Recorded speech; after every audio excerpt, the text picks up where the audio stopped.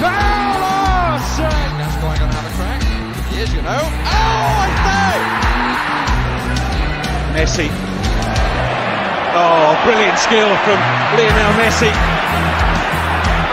Surging forward with real menace here. Brilliant from Messi. Oh, what a goal that is!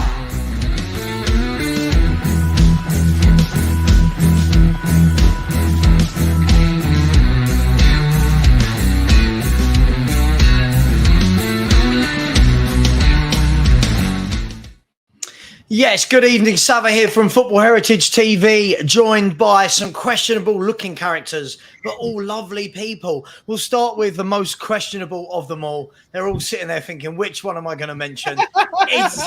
It's got to be Perchy, isn't it? Perchy, big up to you. How are you, mate? Are you well? I'm good, mate. I'm good. Really excited for the show today. We're some good moods, I'm hoping, from everyone. Yeah. Nothing to complain about, I don't think. I'm sure we'll find something. Big up as well to Marlon from South View Coys. How are you, Marlon? Good, thanks. Very good and happy. Good and happy. Lovely. Yes. Good. The second double, the second part of the double act is obviously Has with his nice, looks like a fresh trim that he's got going on there. Big up, Has. How are you, mate? You all right? And you're on mute. Come on, mate. Sloppy. And where's your hat? And he's on mute. He's got the sloppy mute going on. And he's still talking. Can you hear me? Yeah, we hear you now. Yeah. Oh, there we go. Look, it's a series of errors, isn't it? It just doesn't bode well. Late to the party, but better late than never, I suppose. Marlon's the one who's usually late, so I'm quite disappointed. To be fair, no one would have known you're late. The show had just started like 3 seconds before I brought you up. So everyone was late. And last but not least, Mr. Sean Butler from Spurs Talk Show. Sean, how are you, my friend? Well, I'm a little bit annoyed, actually. I was the first in the background. The last one to be welcomed in. I mean, something's the going best for last. on there, isn't it? There's something going on. Listen, it is what it is. And every time Sava says it is what it is, do a shot, you will be pissed before the end of the night. Big up to absolutely have this 450 people in here already, and we've only just started. So welcome to all of you. You know the rules. Smash the like button. We shouldn't have to go through this every time. Only 75 likes. Let's get that to 400 as quickly as possible. And everybody, please subscribe to all of the great guests that I've got. Thank you for helping me get over 10K. Let's get to 11. So keep smashing that subscribe button. Guys, Tottenham Hotspur are back. Prematurely, I'm going to start this bandwagon that we are back. We are playing great football. But on a serious note, I'll come to you first, Has. Just lovely to watch a Tottenham team go out and play football, to get the ball on the floor, pass, press, overlap, triangles, through balls. Everything we've not seen for the last 4 or 5 years. What's your overall feeling at the moment being a Spurs fan? Like I said to Perchy this morning, I was on Perchy's show. I slept in my Spurs shirt last night. Yeah, I'm going to admit that live on YouTube. I slept in my Spurs shirt last night. That's how happy I was. Listen, it was like watching like someone play FIFA. It was that good. You know, the skills around the box, you know, the play, the link-ups, the little dinked balls here and there. Look, for me, this was like 3 years in the making, because a certain someone sort of said, these group of players can't play like that. They're not capable of playing like that. Yet yesterday, for me, at times, we were absolutely imperious, especially in the second half. Are we talking about what Conte said? Oh, well, there you go. You guessed. Yeah. I mean, look, listen, not just Conte. Conte couldn't get them playing. Nuno couldn't get them playing. I'll go back to Mourinho, although the team is very different to the team we had on Mourinho. But the last 3 managers have not got us playing any sort of football, have they? No, I mean, we were led to believe that they weren't capable. We all knew we had players in the team that could. Look, the biggest culprit out of all this, not culprit, should I say, but the biggest victim out of all this probably was Bissouma last season. Yeah. Because how excited were we when Bissouma signed for us? We were like, oh my God, Bissouma, have you seen the way he's been playing at Brighton? And then Conte absolutely wasted him last season. Absolutely, just his confidence was shot. He weren't being played in the right position. You know, the guy didn't know whether he was coming or going. Look at him. Look at him now. Look at him from pre-season and the last 2 Premier League games that we've played. it's no coincidence that he's won 2 Man of the Match awards in a row. Okay, this guy is legitimately the business. He really is. Is he an argument? It's early days, but everyone's talking about, who's got the best midfield in the Premier League, who's got the best six. And listen, I was someone, I'll hold my hands up immediately, right? Because I feel like I'm straight away in the mud. I spent most of the summer saying I think he's a better 8 than he is a 6. And I think that there's a specific, I use the word specificities a lot, right? There was like certain role and requirements of a guy who needs to sit in this that I'm not entirely convinced I think he's a better 8. But I still think he could be a better 8, by the way. But But looking at what he did yesterday, Sean, with Caicedo, I mean, you watched Caicedo's 15-minute performance today. Although obviously too early to judge him, but like Casemiro looks like he's 10 years older this season. Thomas Partey, Rodri, no one's talking about Bissouma because he cost 25 million. The rest cost 100. Like, or maybe not Partey, but the rest, that's what we're talking about here. Is Bissouma? I think no one's talking about him, right? Purely because, let's be fair, last season he was played so badly out of position that he looked poor. I think that's why, Sean. I think everyone was expecting, are we going to get the same Bissouma as last year? can I just say something on that, Sava? Is it any coincidence that the club hyped up Bissouma so much before the start of the Premier League? Because he was literally introduced like a brand new player, right? When they announced his number 8 shirt. Yeah, they draped him in the number 8 shirt, and everyone was like, hold on, we've not made any signings. Why are the club doing all these videos and Bissouma and stuff, in the number 8 shirt?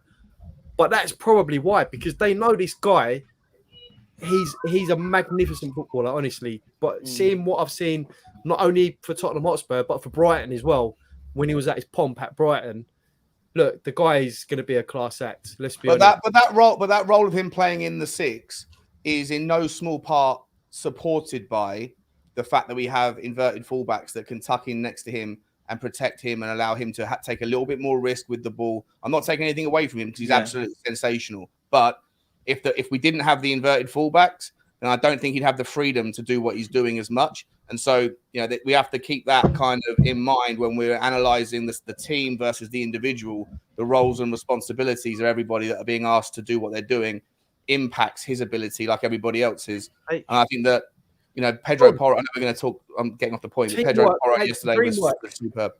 Teamwork makes the dream work, 100%, mate, yeah. Agreed. Just quickly, Perchy, let me come to you. I think, what I think people like Balls Like Coconut, which is a great name, by the way. I've not seen this account before. What we've got to take into account here is when people are saying, let's not get above ourselves, lads. We've beaten City at home 1-0 before. It's all good winning against the best teams every now and then, but you need to do it regularly. I think for me, yesterday isn't so much about beating Man United. Yesterday is about, what on earth is that noise? What was that? What was that? That's me. Kids. Okay, all right. Okay. Kids in the background. Someone fell down the stairs. Yeah. But Perchy, I think it's more about everyone's seen us play really well against Barcelona. We've carried that on, had a lot of the ball against Brentford. Then we've carried it on, played Man U off the park for the last hour of the game. Is it more about the style of play than the actual fact that we beat Man United? Is that what this is? I think so. I think it's not just listen, I think he's got a good point in the sense of, we beat Man City. We beat Man City, but we played horrible, in those games. It was, let's sit back and hit him on the counter and we'll have one shot on target and it goes in. And let's be honest, fluky results in that sense, in that conversation. I think you're right in the sense it's the way we played. But do you know what's more important? The mentality at the football club's changed. And you can argue it's just early on, but I'm not talking about higher ups and all this. I'm talking about on a football level. Yeah. The manager's come in and got a breath of fresh air. There's no complaining about this. And he's not complaining about stuff. He's going, do you know what? We're going to work with what I've got, and I will use these players and find a way to beat a team. Listen, and what he is also, what I love at the moment, and moving on to that point is, what I love is he's not afraid to bring players off. If Richarlison's had a bad game, I thought he wasn't very good yesterday. He came off and he changed it about. Against Brentford, he brought the captain off. He could have easily been ultra sensible and gone, oh, do you know what? He's the captain, first game's captain. It might make headlines if I bring my captain off. No. You're coming off because you didn't have a great game. We're changing it up a little bit. I like that. I like this sort of, it's a breath of fresh air. I think that's the best way to explain it, right? Yeah, absolutely. I mean, Marlon, I'll come to you and then I'll go over to Sean. Look, I think what it is, we've been so bad for so many years now in terms of on the eye. And I don't think many people have enjoyed many games. That yesterday, from what I could see, the atmosphere in the stadium, the smiles on the players' faces, they really all looked like they were enjoying being able to attack. And then I'm not sure if you saw Sonny being interviewed afterwards by the Sky panel. And they asked him a couple of times. The first time they asked him about this style of play, he was like, oh, look, all managers play a different style of football. And then when they asked him again 2 minutes later in the interview, he was like, of course I want to play this style of football. Like who doesn't want to attack and get the ball and stuff? They're enjoying it more importantly than us, right? Oh, yeah, you can blatantly tell that at the moment. You can tell by the way that even the subs are interacting with the first team. And that's most important because if you can get the subs on board, then the whole team ethic and the team morale becomes better. And if you won't have players moaning they're not playing. And actually, Perchy makes a good point. If they're not good enough, they come off. And that's what, let's take Son last season. There was no way Conte was bringing him off no matter how bad his game was. Where yesterday, you could tell Charleston ain't had it for the last 2 games and he's brought him off. He's tried to change it. He's trying to do something. And that's what the great thing is. And it's not just at the stadium where you can see it. It's like even on social media yesterday, probably during that time. And obviously I was doing We Are Tottenham TV yesterday, but you can see in the comments, everybody's enjoying it. It's infectious. It's there. And that's the important thing right now. It's just getting us all back on the same hymn sheet, going together and just being happy about it. And I think after the game, it wasn't an overreaction. And it was just a case of we're happy, we're smiling, we like what we see. Look, even they were saying this is the Spurs kind of team that us Spurs fans wanted to see for years, right? And as I think Jamie Redknapp might have said that it's that close to where Poch was, and that's what's the most important thing right now is just getting that football back. Yeah, absolutely. I mean, Sean, one of the things that Ange Postegodlou said after the game, he was asked 2 things. The first thing he was asked, was it a prerequisite to joining that he was asked to play good football? To which he shut that down very quickly and said, no, mate. No, mate. This is how I play. This is what I do. This is what I do wherever I go. They would have known that. I told them that. It is what it is. There you go. Have a shot. But then Ange went on to say that the first 30 minutes we were a little bit nervous. And then he started to break it down and say, Papa Sarr is 20. Destiny Udogie is 20. Mickey van der Ven is 22. Pedro Porro is 23. Vicario is playing his first ever home game in a Premier League game. He really broke it down. And when you actually look at it like that, we're not in as bad a shape as we think. Other than the outgoings and maybe a couple of incomes that need to come in, it's actually going to look really exciting, right? Yeah, I said on the video today, I was at the game yesterday, right? So it was the best atmosphere I can remember. The only comparable one of recent years was Arsenal 2 seasons ago, season before last, when we won 3-0. And I thought but whilst the noise was the same, the stakes were slightly different and the vibe, the energy was different. To me, that game against Arsenal, it was against your arch rivals. It was the first season of Conte ball. There was a lot of ups and downs. Things were not perfect. We had the kind of the top 4 in our own hands. We choked against Wolves and Southampton, and then it was in their hands and we kind of got it back. But there was more on the line. There was bragging rights. There was mudding opportunities. There was obviously the outcome of the game, outcome of the season. But the atmosphere then, and I was there that day as well, it was a different vibe. It was tribalistic. It was old school kind of gang warfare. Yesterday didn't feel like that. Yesterday, there was no banter with the Man United fans in the South, or from the South Stand at least. I'm not sure if the North Stand were doing it, but we didn't care about them. We were all about us and enjoyment. And when it worked, we were celebrating everything. The drummer in the back of the South Stand was incredible. And to me, what Ange, to your point about the age thing, the way that he explains things, he's asked a question. He never looks like he wants to be answering questions. But whenever he does answer them, he answers them word for word how you would dream your manager to answer them. He gives respect where it's due, credit where it's due. He's short enough that he doesn't waffle, but like unlike me, but he's long enough that gives you the detail of what you need to hear from him to reassure you that there's more to this than just like gung-ho football. It's measured, it's methodical.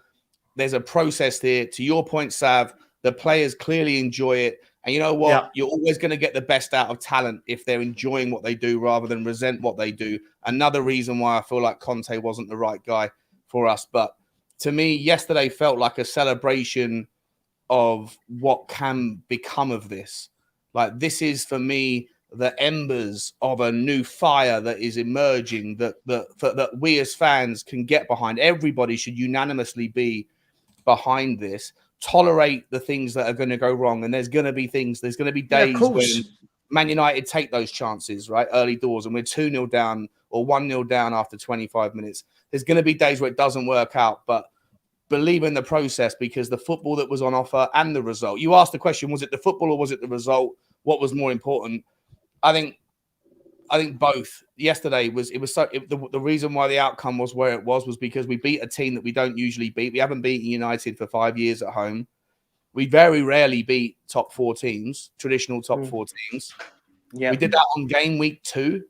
There's nothing to really be upset about. There's individual concerns for sure. And I see people in the comments talking about, let's not get carried away. We're one injury away from a nightmare. For sure, there's all those things we've got to sort out, and we'll talk about them. But for me right now, I couldn't be happier with how the season started, to be honest. Yeah. Let me ask you, I won't go in any particular order. Let's just have a chat about it. Otherwise, we end up doing a round robin. When you looked at the team that was selected yesterday, were there any surprises for anyone? Sarr in for Skip. I think most people would have been happy with that. Whereas before the game, there was a lot of controversy with, oh my God, Porro's playing and he can't defend. He's even worse defensively than Emerson Royale. And what did everyone make of the changes? Were we surprised? Was it inevitable? No, I think I looked at it and went, the only one I thought the team was what I would have thought it would have. I thought he was going to go with, barring the Emerson and Porro switch. Because I've always been very pessimistic when it's going, can Porro and Udogie together do this? We're playing Man United. We're not playing a Luton Town. We're not, no disrespect to like teams that are going to be in a relegation fight where you have a little bit more space to attack with. But again, like, we're proven wrong, because I looked at it and went, Porro was brilliant yesterday. I thought there was a couple of moments when I went, oh, but the one thing he had was his recovery pace, which Emerson doesn't have, which allowed him to get, if there was a mistake, he got back and rectified. And I thought he had a really, really good game. So I can't be complaining about it. And I thought Sarr was going to come in, and it was a spectacular one that he came in, because I thought Sarr, if it wasn't for Yves Bissouma being absolutely incredible, he was a shoo-in to be man of the match. He was the difference, Perchy, right? To me, like, Porro still got, like, I'm not knocking Porro. I thought he was spectacular. I think he put basically the entire fan base in the mud who agreed. 3 days ago said that he can't defend, right? And at best, he's a right winger. So, like, I think everyone's in the mud a little bit. But for me, Sarr was the difference. Sarr cut out, especially in the second half. 4 or 5 times he got across with those long legs of his, suffocated Luke Shaw and the guys down their left-hand side, down our right. To me, if you had Skippy still in that team, or potentially if you had had Sarr in the team against Brentford, then we would have been reflecting on Emerson differently, and we would be reflecting on Pedro Porro differently if Sarr had been in, if Skippy had been in instead of Sarr. I think that when Ange said, he wasn't dropping anybody from the Brentford game, Skippy played well. He just hasn't seen everybody yet, and so he's going to experiment a little bit more, give everybody some minutes until he gets to know what they're like. I'm all for it, but I think you also have to pay attention to what's become true. And to me, Sarr, for me, has elevated himself. I don't think he's ever put in a bad shift at Tottenham shirt. And I agree. I thought should be a sure thing. I thought that 3 was incredible. It was, and I tweeted about it actually right after I went, Pape Sarr is the antithesis of Ange Postegodlou. High energy, effort, and desire. Everything that you want, you resonate from this manager. He showed that yesterday, and I went, do you know what? Yeah, he may not be this 90, 100 million pound DM or whatever. But I tell you what, when he scored that goal, it took me back and gone, do you know what? This is exactly why I love Tottenham. Like him running over with absolute jubilation to the fans in that corner. I went, do you know what? Like, it's brought me back. Like, I felt like what I lost with Tottenham has come back just after that goal, definitely. Yeah, I mean, it has. Porro starting at right back raised some eyebrows, right? I actually thought, listen, he's not a natural right back. He said it himself this week, right? He said it himself. I'm used to attacking. The defensive side of the game isn't something I'm used to doing.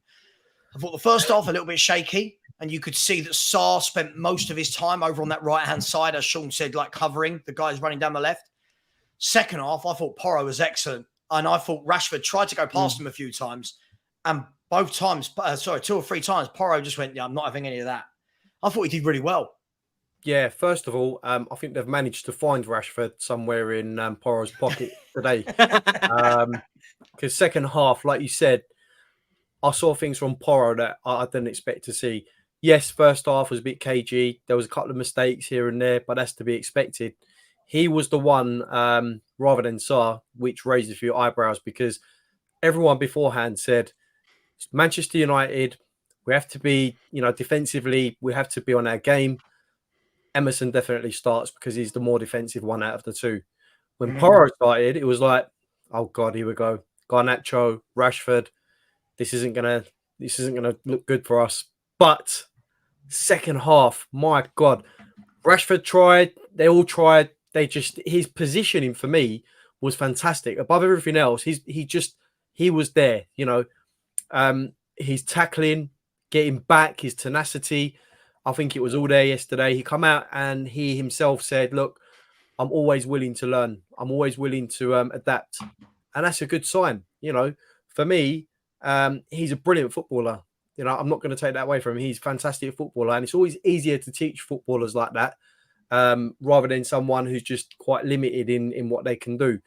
But because he's a good footballer, I think it's easier to teach and allow them to adapt to certain roles. But yeah, it was fantastic. And I just got to say on Sarr and Bissouma together, those two just remind me of Scooby-Doo and Scrappy. Those two, because Bissouma's like the older brother, isn't he? And they just work together. They're like the engine room in that midfield, up and down, and sandwiched in between them, you have the likes of Maddison. And for me, I think that's one of the most formidable trios in midfield in the Premier League, if given time to even blossom further down the season. I thought Sarr was exceptional yesterday. Given his age, I think that's what makes it even more exceptional. It's so much so that when Bentancur comes back, he won't be Bentancur. He's going to be Benchancur because he can't get.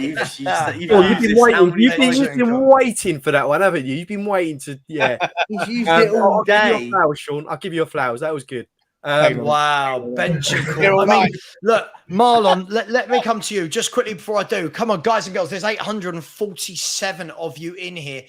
Only 237 likes. That means over 610 of you haven't liked. It's free, guys. It's free to like. I keep getting told that maybe people don't understand that. It's free, and only one person has subscribed throughout the show. Come on, guys and girls. 858 of you now in here. Smash the subscribe button. Subscribe to these lovely characters as well, and keep smashing the like button. Marlon, the guys are talking a lot about Bissouma, a lot about Sarr, and as Hazard just mentioned there, I think Maddison's just the cherry on the top.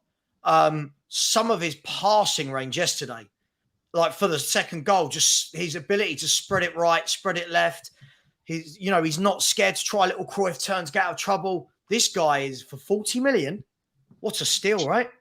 Of course. With Maddison yesterday, I think what surprised me a lot yesterday was actually how he was on the ball, and the way when he was carrying the ball, because that's something I don't really associate with Maddison a lot, where he carries the ball and moves it into and I was so surprised the way he played. I thought some of his decision making at times was a bit sketchy, but I didn't blame him as much. I was more on Kulu and Richarlison and the way their movement. But with Maddison yesterday, I was like, when you've got Bissouma there, you've got Sarr playing on there and Maddison. I was listening to Sean's show on a Friday with Kaz, I think, and he said, I'm not worried about your midfield. and I think they should have been. Who Because said that, Kaz? Kaz, yeah. And Oh, with I've got a one-on-one with him tomorrow, Marlon. Don't worry about that. I'll be it's gonna be reminding good. him of that. He was, Don't and worry. he said, I'm not worried about your midfielders. And I was like, you know what? And once I saw Casemiro was in there by himself, I was like, we're going to exploit this. And it took the second half for us to really get at them, because Maddison kept dropping deep in the first half and trying to bring Casemiro out of position. And it allowed Sarr then to push forward. And Basuma was still doing his job. But actually, in the second half, I don't know what Ange said, but he said, no, just get up there, make them be straight at the back. But I just wanted to bring up something that no one's even mentioned, and this is about the Porro debate, right?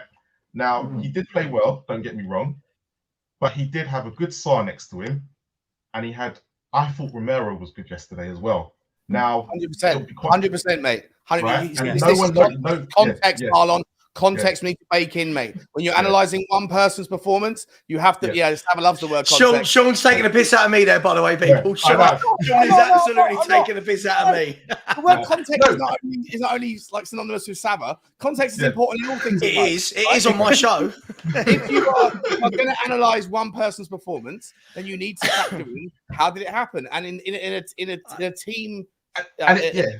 You look at Real last week, right? He had Sanchez and he had Skip.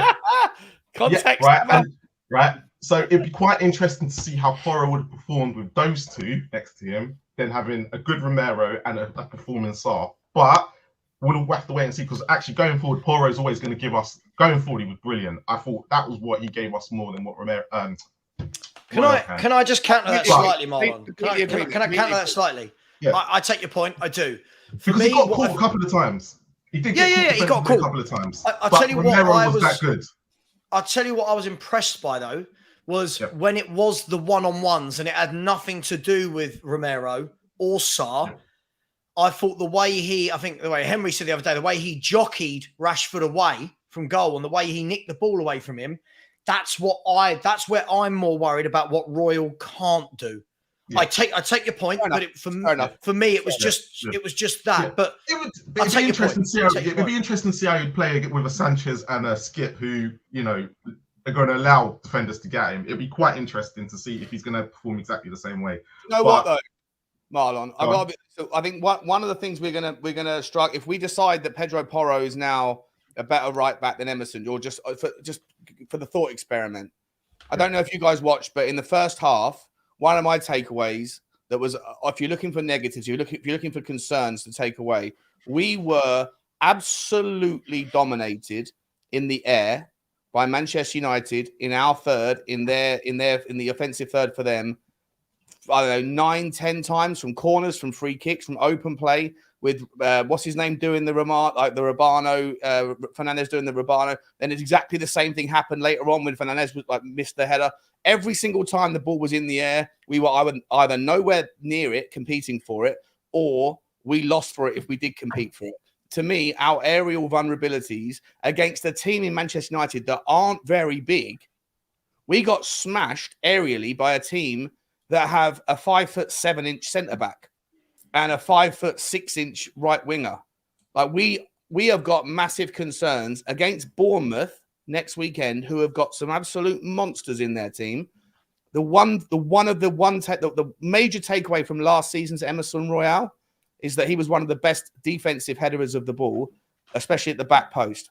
So to me, despite how well Pedro Porro handled it, next week against Bournemouth, I personally think one of our vulnerabilities, and if I'm the Bournemouth head coach, I'm saying go long, smash the ball into the box, throw-ins, corners, free kicks, do everything. Go into the area. Isn't the caveat to that as a team that are going to dominate the ball more against teams like that is that the likelihood of the ball being in the air a lot is minimal in terms of we're going to have most of the ball.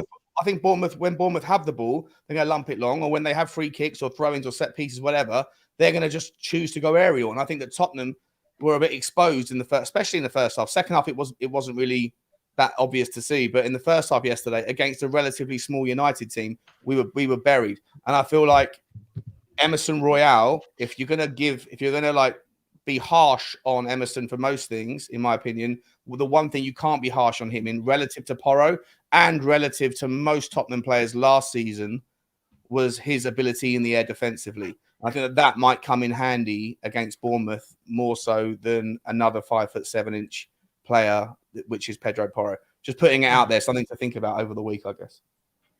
Yeah, I mean, look, we'll come back to all this in a minute. One thing I wanna bring up, and I feel like a lot of people have overreacted. Not like us as Spurs fans, is it, to overreact about anything? Is Vicario. I don't know about you lot. I don't think the man did a single thing wrong yesterday. I thought he made some unbelievable saves. I thought his handling was good. His positioning was good. I don't think he did anything wrong. What do we make of Vicario's performance yesterday? I think there's a lot of people that need to be owing this man an apology. This reactionary fan base needs to just settle down a little bit. As you said, like, people were blaming him for mistakes that he didn't make against Brentford. And yesterday, I sat back and went, there you go. That has proved everyone that this guy is a good goalkeeper. And I think as a fan base, we just maybe need to step back and think about it. I think you made a great point. This is a 26-year-old that is playing in a different league, different language, different defenders that he did in pre-season. I had people after the West Ham game in pre-season going, nah, he's rubbish, get another goalkeeper, based on 45 minutes in a pre-season game. I think a lot of our fan base needs to just jumped on him very, very quickly. Reaction was very reactionary, and it will come back. I know how it will work, because he might make one mistake, and then all of a sudden it all comes back going, he's rubbish, and just give this guy a chance. I think you made a great point. What has he actually done wrong in a Spurs shirt in a competitive game of football? What's he done wrong? There was lots of examples in the preseason and in Brentford where his decision making around coming out looked a little bit suspicious. No, I don't. I mean, listen, I'm not speaking for people that were, this guy's a mistake, we should have gone for Raya, because I'm not in that camp. But after the Brentford game, and in fact before the Brentford game, after watching him in pre-season, I've said, I'm obviously going to give the guy time. I hope it works out. Yeah. But for me, I think that outside of the technical aspects of being a goalkeeper, shot stopping, passing the ball, that stuff, you need someone who offers a calm, reassuring presence. And thus far, up until that point, and I think Brentford reinforced it, his decision-making did not present me with that much reassurance in his decision-making, his coming out. Against Man United, he was generally flawless. The first 10 minutes, he gave a hospital pass into Romero that almost got picked off. But I'm not criticizing him. I'm happy. Like I say, I never said it was a mistake to sign him. I'm always going to give the guy the benefit of the doubt and the time to settle in. But to sit there and say that in the first game against Brentford and in the pre-season, he didn't leave people feeling unnervy, I think is a little bit strong. Put it this way, right? I know who I'd rather have out of Vicario and Onana, and it's not Onana. For me, I just think we need to give him time. We need to just stay off his back, if I'm being honest with you, because what we need to understand that is we're trying to build a team here. We're trying to, get some youngsters into the team. Look, we possibly might have one of the youngest teams in the Premier League by the end of August, start of September. And I think his shot stopping is excellent. His agility, his handling. I thought he was really good in the sort of short spaces where they were passing it around at the back when they were under pressure in the first half from United. He didn't really seem like he was indecisive in those moments. He passed the ball out well. And also, I'll be honest with you, I think he threw the ball out at one point, which was a fantastic throw out. I can't remember who it was to, but it might have been to Udogie. I mean, that was impressive as well. So there's a lot of strings to his bow. I just think... Can we agree, though, Has, that it's like if some fans have gone the pendulum one way before United and now people are throwing out apologies, can we also agree that the pendulum shouldn't swing the other way too far violently either? And I just don't think the pendulum should be anywhere. At the moment, he's not done anything amazing. He's not done anything wrong. I think he's had 2 games in the Premier League where he's done nothing wrong. None of the goals have been his fault. I'm just not sure. Look, Sean, all of you have streamed me this week, right? you've all seen in my comments that, oh my God, when are we going to talk about how bad Vicario is? Vicario needs to be sold. It was like, whoa, Yeah, it's like bonkers. Yeah. madness, right? What do you think, Absolutely Marlon? Crazy. No, so I'm in the same camp as Sean with Vicario. Like I there was moments against Brentford I was nervous, right? I'm not saying he did anything wrong. I was just nervous, right? And I remember me and Ash did some analysis on him when we first got him. And the thing that I'm more worried about, it's not when we play the top 6 sides because they're going to pass it about and the Brightons and that. It's when we're going to start playing teams that want to throw it in the box. That's where I'm going to get nervous with him because exactly that's when against Brentford, there was a couple of times it was hairy. All right, and that's the bit where I'm a bit like, okay, we'll see how it goes. So against or teams that are counter-attacking that have been in a bank of 5 and 4, we lose the ball, and then someone puts a long ball out, and he's got to make a decision whether to come for it or not. Yeah, but at the same time, but at the same time, I'm not sitting there going, we shouldn't have signed him. I'm sitting there going, I'm going to give him about 10 games to see how it all goes, and then I'll make my decision where I am with him. But I'm not sitting there going, yeah, he's the greatest, but I'm not sitting there going he's that crap. I'm just sitting there 50-50 in the middle until 100%. I'm proper comfortable. But yesterday, faultless. I couldn't there was nothing he done wrong. It was nothing. It was, as a goalkeeper, that's exactly everything was at him. It was exactly, he was safe and everything like that. And that's what I want to feel like every game. But against Brentford, there was hairy moments. So it'll be interesting to go when we do play Bournemouth and the Burnley. Burnley might be slightly different now because they play attacking football, to see how he carries on. But he's a goalkeeper. Can I just say though, Marlon? I think it's pretty unfair that even if he's making mistakes in the first 1, 2, 3 games, I think it's still unfair. Surely we should be judging him after like 10 games. But that's what I'm saying. Yeah, but that's what I'm saying. You 10 games, right? Yeah, we can't say he's good after 2 games either. We can't judge him after yesterday because you still need to give him a series of games.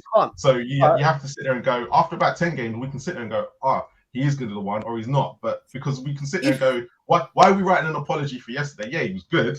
But what about if he goes and has another 8 games and he's crap? But we don't know yet. We're in the middle. But my theory with this is if this was a goalkeeper we knew about, we wouldn't be even having this conversation, right? Exactly. If this was a goalkeeper that we signed from the Premier League, I'm just going to pick a random one out, Jordan Pickford. Let's just hype there. I'm not saying him. I think he was rubbish today. But my point, I'm just saying a goalkeeper that we know. I don't know anyone. It doesn't really matter. Nick Pope, for argument's sake, just again another random one. We wouldn't even be having this conversation because we know who he is. It's because people don't watch stuff outside of the Premier League and they go, oh well, I don't know who he is, so he now has to be absolutely incredible for me to go, oh, he's a good goalkeeper. I don't think we haven't just signed anybody. Do you know what I mean? I don't think they've just gone, we're just going to pick anyone and that's it. I think, why would we? I don't think we'd be having this conversation. Oh, he needs to have 10 games for me to judge him. If David Raya had been signed, agreed. Right, if David Raya had been signed and a few of those things that Vicario did in pre-season had been done by David Raya, I think the difference is a lot of people would be going, yeah, it doesn't matter though. It doesn't matter because we know David Raya. We know he's a good goalkeeper. Is it because no one knew Vicario that everyone's going, oh, I don't know, he's really... Like we're actively looking for what he's doing wrong. No, I don't know, bro. I can't agree with that. No one knows Ashley Phillips, but apparently he's a 90 to 10 favourite to get in. I knew it. It's taken 42 minutes for Sean to. He's been holding this in, holding it in. You lay him up, bro. You lay him up. I'll knock him down. I think that was a double shot at me as well there after last. Sean is in the mud because people would prefer to see Eric Dyer benched for Ashley Phillips if there was a choice. Sean, get in that bath, mate. Get all that mud off you. You need a massive mud bath. Just quickly, before we carry on, big up to everyone. Keep smashing that like button, people. Come on, there's 927 of you in here and only 348 likes. Honestly, I'll say it again. When I'm on channels that aren't Spurs, if I'm with my Arsenal colleagues, the Chelsea colleagues, whoever, they smash that like button. And some of those YouTubers don't even start the show until there's 300 likes. There's no excuse. We should be on 500-600 likes. And please keep subscribing to Southview Coys for Has and Marlon, Spurs Talk Show for Sean, and Perchy TV for Perchy, and also to this 6 out of 10. I called this earlier. 6 out of 10. Keep subscribing to this guy. He's the perfect consumer. The perfect six. Yeah, the perfect six. Me and Eve, we're like that. Guys, let's. It's all been very positive. I'm gonna chuck a player in. We're gonna have this conversation. For me, the weakest link by an absolute mile in this football team. You all know who I'm talking about. Some refer to him as the pigeon. Richarlison. Guys, this guy, I keep hearing, right? Give him time. In this system, it will do well. He's going to score goals. Guys, I don't care what anyone says. His touch is absolutely shocking. He's not a goal scorer. And throughout his entire career, he has never scored goals prolifically. What are we hanging this hope on that Richarlison comes good? Why? Anyone, go. Right. So I'll put it out there, right? It's the 60 bags that we spent on him. That's what's holding him. It's as simple as that, mate. It's as simple as that. Because look, if we bought him in for like 15 million, he'd have been out the door by now, or he'd be sitting on the bench every game. Let's be honest. Let's talk sense. The fact is, they spent 60 million on him, right? He's not, he's not going to be a sort of guy to sort of like, yeah, mate, you're not good enough. We'll get rid of you next season, because we can't even get rid of him at the moment as well. Who's going to come in for Richarlison? Let's be honest. Who's going to come in and pay 50 million? But I'd bite your hand off for 25. But it's just not going to happen, Sean. Saudi Arabia? It's not going to happen. Look, if Saudi come in and he accepted, I'll bite your arm off. Honestly, I would. And just go out there and get another couple of strikers. But the fact is, his price tag is dictating right now his place in the team, unfortunately. But there's no other option. No, but Angie's the sort of guy that, he's a fair guy and he'll give him a crack, because he'll be well aware that he played a second fiddle to Kane all season last year. And he wants to see what he can do without Kane there, with him being the main man. And I think I'm also going to give Richarlison the benefit of the doubt. I know he himself is going to be upset at the fact that he's not getting the goals that he should be getting. But should he be getting them, should he be getting them? He's never done this in his career. He's never, ever been prolific. He hasn't. But look, there's a reason why he's Brazil's number 9. I don't want to use that all the time. But what is the reason? What is that reason? Explain that to me. Well, there must be a reason. What? Hold on a minute. No, you just said there's a reason. Go on, what's the reason? There must be in world football, right? One of the most coveted positions is that Brazil number 9 spot. Who else is it going to be, though? Who else is it going to be for Brazil? Well, the only other person I can imagine, him or Jesus. He's injured all the time. Jesus is a false 9. So, like, well, there you go, then. There's no better option. So you're telling me that there's no Brazilian strikers out there, and they thought, Richarlison, you'd do number 9. So you're in the same breath, you're telling us that the Brazilian national team have gone, you know what, of all these strikers we can pick, that guy there that can't score a goal for love nor money at a Premier League level, that's our guy. Come on, Jesus is the obvious alternative, but Jesus is not a natural 9. Let's have a look at the Brazil squad. Right, hang on. It's Pedro or Jesus are the two options, I'd imagine. Did he see his reaction? Did he see his reaction yesterday when he come off? Yeah, he was like almost Morecambe Ndombele-esque. Took about 45 seconds. Look, I would have been more worried if he wasn't concerned about it, he just went and sat down, right? I'm sure that he himself will be concerned that he's not getting goals. He'll want to get off the mark at some point, all right? But look, if after 5 games we're still here, if after the, let's say, I don't know, the Sheffield United game, he's still not scored, then I'd have serious problems. Yeah. Right? He had two or three chances in the game, not that he created for himself. That there was the one where Porro smashes the ball against the stanchion, it falls to Sarr. Sarr crosses it, it hits the back of the United player, hits the butt of the post. That was one there that it was like scramble. It could have fallen to Richarlison, and he snatches at it and he falls on his backside. And then he's hitting the ground. And then another one later on, again, not through his own volition, but it falls to him after a scramble, a save from Onana. And again, doesn't need to, but he falls over reaching for it. I'm gonna stick my neck out. The argument that you have to believe in him because he's the Brazilian number 9, I will counter with and say, who is a more natural number 9 for Brazil? Jesus isn't a natural 9; he's a false 9. And Pedro hasn't done it. So would you like to know? Hang on, from the last Brazil squad that played, I can't go through every Brazil squad, but from the last Brazil squad that played, right? So Richarlison started up front.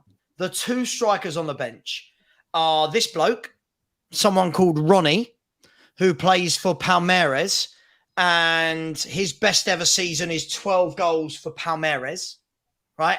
And the other striker is a guy called Pedro, who's 26, plays for Flamengo, and his best ever season was 4 years ago when he got 13 goals in all competitions for Is that Flamengo. the Pedro we were linked with about 2 weeks ago? No, I hope not. But that's what I mean.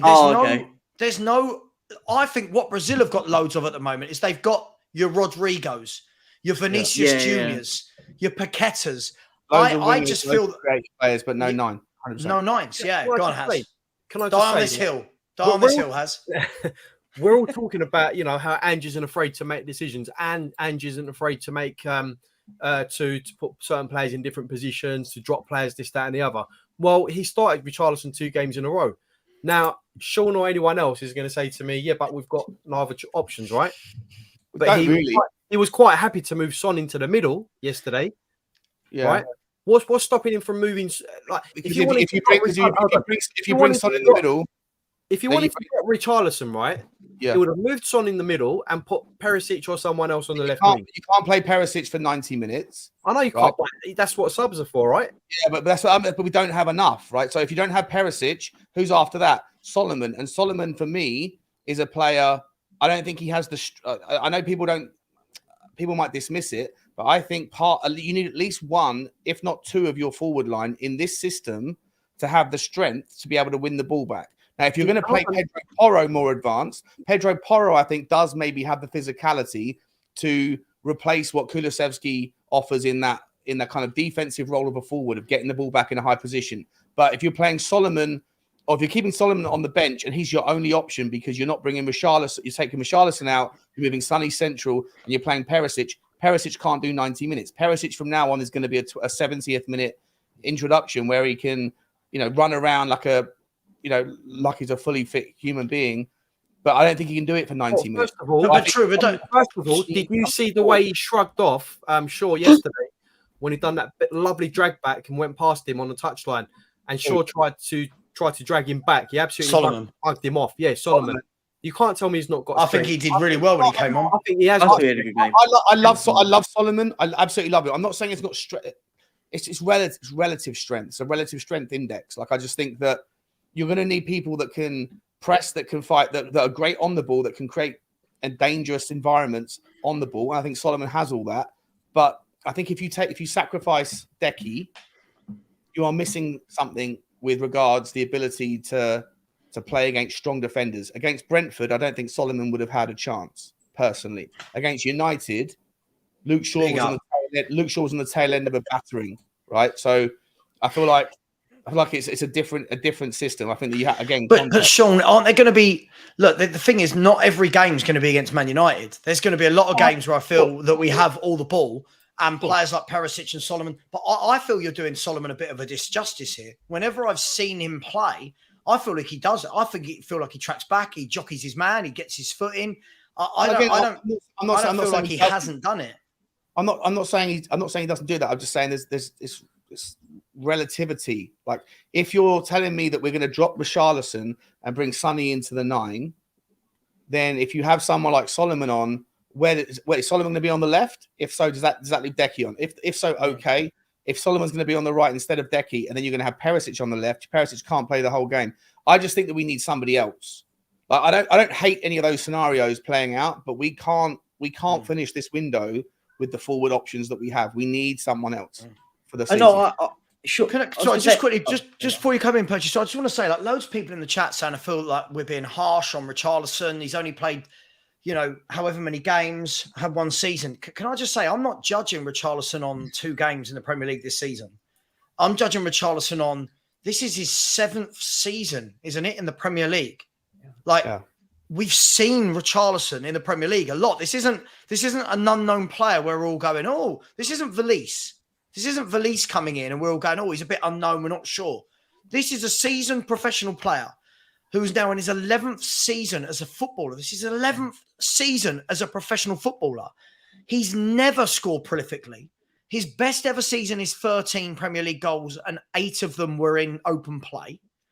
So why are we being harsh? Perchy, sorry, then I'll go to Marlon. Perchy, isn't this what, it's not us being harsh, isn't this what history and facts are telling us about Richarlison? He isn't that guy.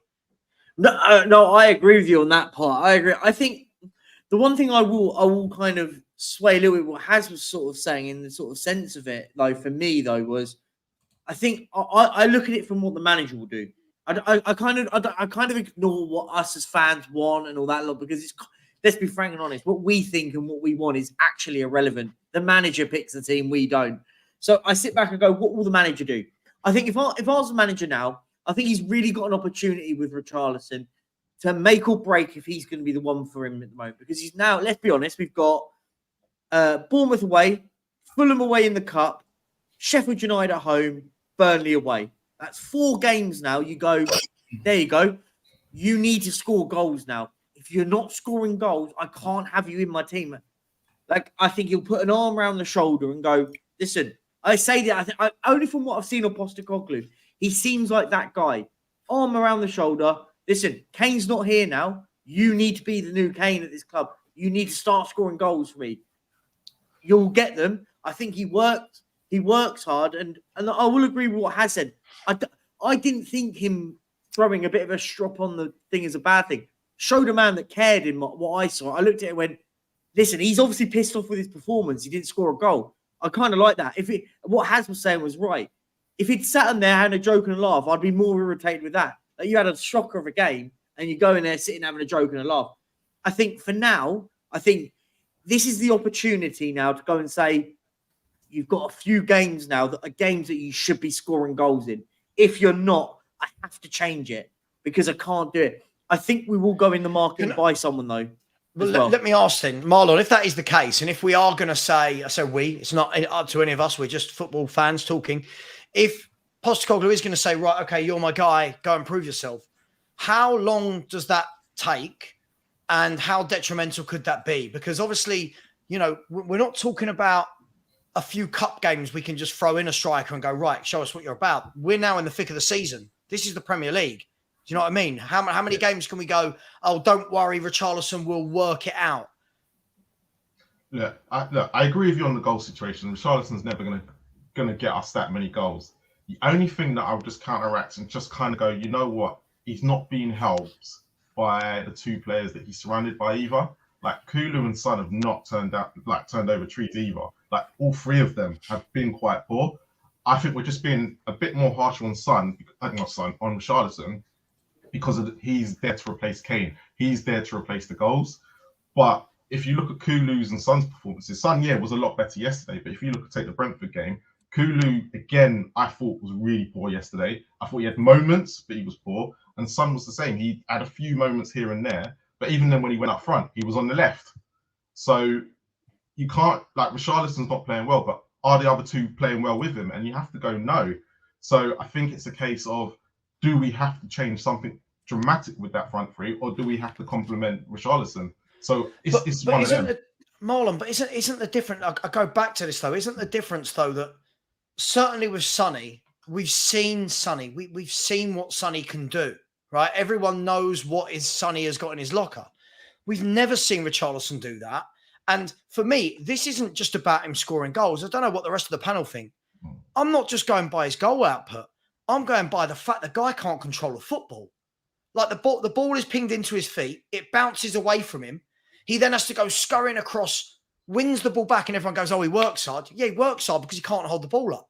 He works hard because he can't bring others into the game. Like, I feel like, I don't know, maybe I'm being a bit harsh, but I just don't know. Listen, Sean and I, we had this conversation last summer on a show, Sean, right? Where I think we both said unequivocally, we do not want this man at Tottenham Hotspur. Right? And there were people going, oh, Brazil's number 9. And so far, I took nothing of him last summer. I remember having that whole thus far debate on my show. I was like, thus far the transfer window is a 7, or a 6.5, 7. But if we sign Richarlison, it immediately drops to a 4. And everybody that was saying it was a 4 at the time was saying, what?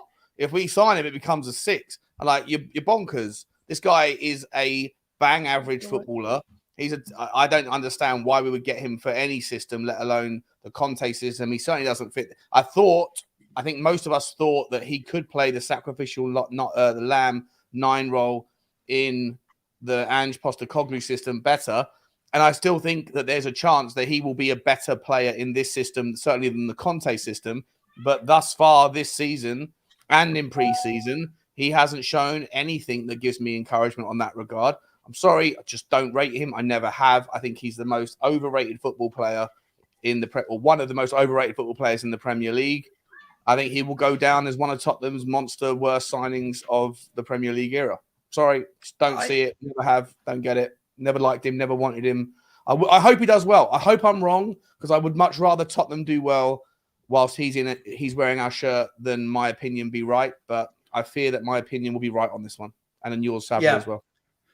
Big up to Tottenham on Tour in the house. Big up to you, boys. Go out there.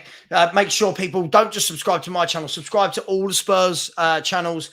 Try and get a different viewpoint if you can. It's really, really healthy. And, keep it nice, everybody. Keep it nice. And there'll be no tolerance in the chat. Please, if any of my mods see anyone being really rude about other YouTubers, please block them. It's all right to question them, but please don't come in here being rude about them. It's just not the way to go, all right? Can I just quickly challenge one, the guy, not that I want to get comments, but the right guy, the right show, who said that I said that Bissouma can't play in the 6. Again, I don't know. 2 years...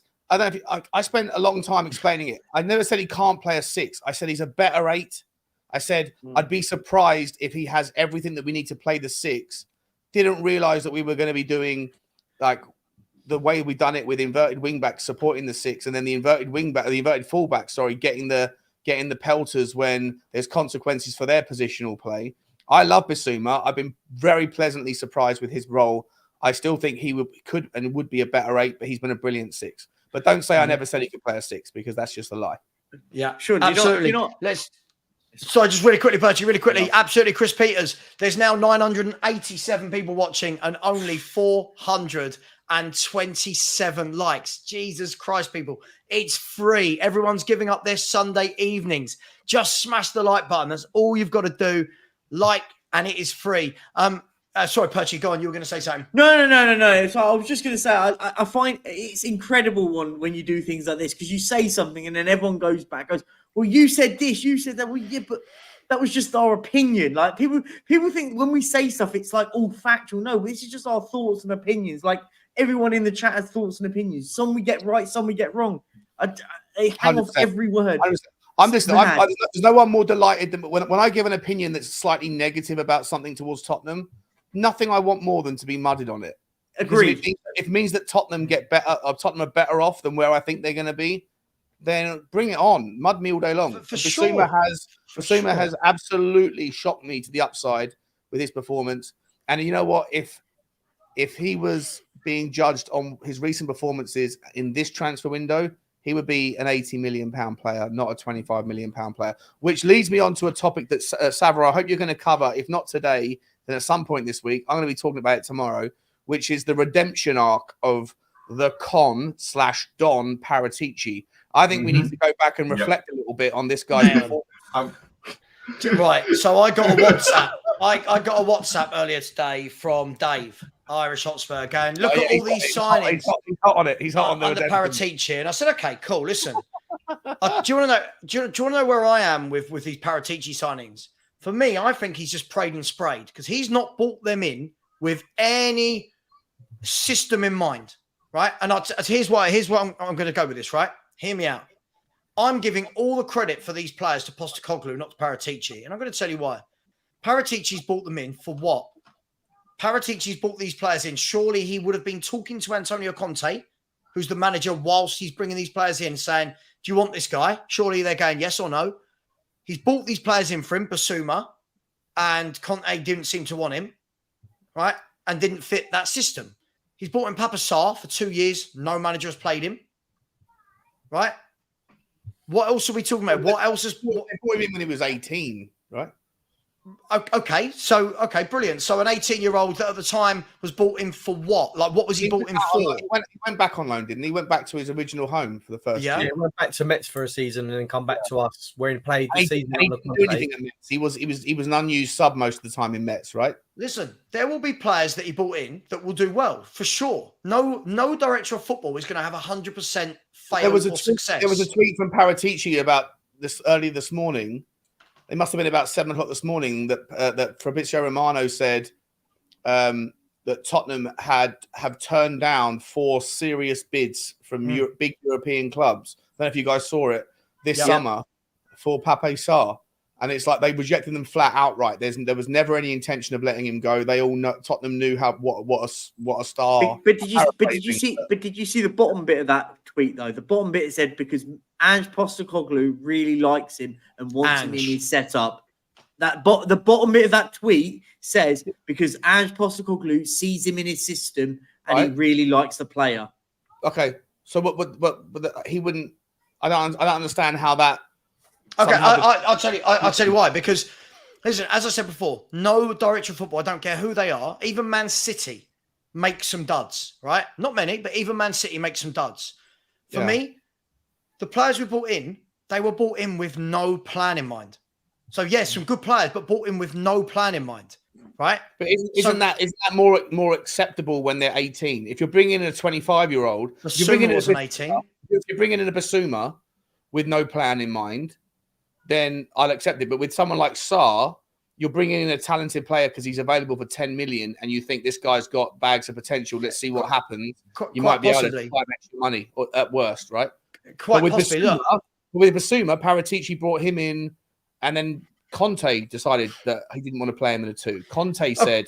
Okay, but here's the worry. Here's the worry, though. If the director of football and the 2 managers at the time, because you've got to remember that some of those players were bought under Nuno. Right? And some under Conte. If the director of football and the manager are bringing in the players, let's be brutally honest. Conte would have known. I don't ever buy when people go, "Oh, this is a club signing," and the manager wouldn't have known. What a load of rubbish! Of course, the manager knows who's coming into the club and who's going out, right? These players, listen, I'm not knocking it. He's brought in some good players. Some of them I think was a real reach. Like when people are going, "Look at these players," and Decky, I'm like, all right. But the jury's massively out on Decky. Bentancur, all right, but Bentancur's been injured and, only played a handful of games in a Tottenham shirt. Porro, all right, Porro's had arguably one good game in a Tottenham shirt, right? Hold up. I think the jury wasn't out on Bentancur before the injury. The injury is just an absolute disaster. We can't use the injury to now change the narrative. No, listen, but again, Sean, it was a world-class signing. Okay, but sorry? The jury was out on Bentancur. People like Alex Davies calling him a reject. Then when he came in, settled, landed, hit the ground running, I think the jury on Bentancur was back and the jury came back with the verdict of great signing. To say then now that he hasn't played that many games because of his injury doesn't detract away from the fact that he's been a good signing. The jury's back on whether he... Listen, he was a good signing. But again, everything... I'm going to throw my favourite word back at you, context. If you look at it, Bentancur and Kulu weren't even our first choice signings. They weren't who Paratici wanted to bring in. So like when we're talking about, oh my God, Paratici, he got them on the last day because he failed with all his other targets. So you could attribute a lot of that to luck. You don't know that's true because the other rumor about Paratici with Bentancur, I'm not sure. With Kulusevski, there was rumours that we were going to look at him early January. It went quiet. We were going after Luis Diaz. Liverpool came back in, and then we went back to Kulusevski. So there's that narrative that was always that Paratici is dangling, like he's spinning 5 plates at once. He's negotiating 5 deals, and then goes back for one that finally. But that's suits. Never been true, has it? We've never seen any evidence. None of it. We've never seen any evidence of that, have we? Kulusevski was evidence of it because Kulusevski was first mentioned at the start of January. Because I remember having a conversation with Josh, the Tottenham guy, on January the 2nd, and he was like, Josh, the Tottenham guy was like, "You got to get on this bloke." And Ben Kaufman's in the chat. He'll remember that I was like, I completely agree. And Ben used to credit me for being, and he was wrong to credit me, but he was crediting me for being the first guy to be talking about Kulusevski, but he's actually Josh, the Tottenham guy. But that was at the start of January. Then the whole rumor went quiet. And then it was all about Luis Diaz. And then when Luis Diaz ended up going to Liverpool, then happened at the last minute. Can I say, what have so many of these players that Paratici's being praised for haven't even had 10 good games in a Spurs shirt? Like, we're praising now a director of football. Well, listen, by the way, I'm not knocking the players I'm about to mention. I'm not knocking. Right? Van der Ven's played 2 games in a Spurs shirt. Right? Sorry, actually not Van der Ven. He's coming this year, which we don't know if Paratici involved. Udogie has had 2 games in a Spurs shirt. Right? Udogie was bought last year. Kulusevski, for me, I would say if you looked at his overall time at Tottenham, he's been a flop. If you look at his overall time, he's been a flop, right? So your narrative, but let me just quickly. So your narrative is it's too early to tell whether these signings are good or bad, right? No, it's too early to turn around and go, oh, look how well Paratici's done. Because again, we're doing that. You wrote Paratici off last year. Right, okay. Well, I'll tell you why I wrote Paratici off last year. Because not all the players have only played 2 or 3 games for us. I'm going to tell you who. Right, let's have a look at some of Paratici's duds. You lot want to bring up all the amazing ones that have played about 2 or 3 games, right? Let's have a look at Galini, god-awful goalkeeper, right? Emerson Royal, I think, is absolutely shocking, right? Well, I disagree. Okay, you can disagree, but he's not very good. Barcelona laughed at us when they signed him. Anyone who watched La Liga, like I used to watch it religiously before it moved to one of these weird apps, would tell you that Emerson Royal wasn't very good in the Spanish league either. Right, he bought. Right? Hang on. He bought in Clement Longley, shocking player. Our best defender last year. You've got to be on the way. Oh, what? This has got to be a joke, right? Clement Longley was our best centre back last year. Oh no, you're not. I'm not. No, you can't die on that sword. Who was better than him? Eric Dyer, the guy that you guys. They were all terrible. They were all terrible. I'm out of here. Hang on, let me finish my point, right? Man. Let me finish my point, right? To my point. So far you've got, from his first window, he signed Romero, Royal, Galini, Brian Hill, who you would say so far is an utter failure. Sarr, so far, right? Sarr, so far. But guys, we're talking about Spurs. We're talking about Tottenham Hotspur. We're not talking about when he's... The jury's back on Brian Hill. No, hang on. If you got to let me finish my sentence, right? Let me get to the point of all this, right? Am I not allowed to? Sorry, Sam. Yeah, but can I make the point and then you challenge it? Like, I'll let you make your point, but just so I understand what we're doing here, are you allowed to go through the 10 signings, make your determination of whether they're a failure or not, without me allowing you to challenge you on them? No. I'm just trying to go through all the signings first, right? The problem is there hasn't been 10 signings under Paratici. There's been something like 18 or 19. And the thing is, it's all well and good when people sent me this morning going, look at these 4 or 5, how great they are. All right, well, half of that 4 or 5 have only played for us twice, right? And so what about like Brian Hill? But you just said he's a failure. Like Brian Hill has barely played for us, but you're saying we can't. But there's also a reason why he's not playing. But Sean, but that's the point. If you let me finish, this is the point. Brian Hill was bought how many years ago? This is his 3rd season as a Tottenham Hotspur player, right? Yeah. His 3rd season. So far, that signing has to go down as a failure. He's never been given a run of games by anyone in the team, right? He hasn't suited any formation we've had. So far, Brian Hill... So you make the same assumption about Basuma then? No, Jesus, you've got to let me finish. You've really got to let me finish. When you make statements, I'm going to challenge you, bro. But otherwise, you're going to move on to the next player, and I'm not going to be able to come back because I can't remember everything you're saying. I have to... Oh, my God. Sean, right, let him finish first.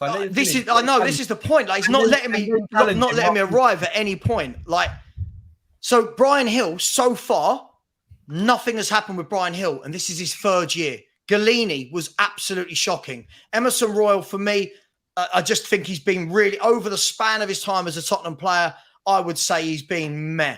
Right? I think that would be polite of me to say he's been meh. Clement Longley is a terrible defender. Don't know why we bought him. Awful signing. Papa Sarr looks like he's going to be a really good player. But again, you bought him. Nothing's happened for the last 2 years. Yes, he's young, but nothing's happened. Danjuma, bought him in, wasn't played.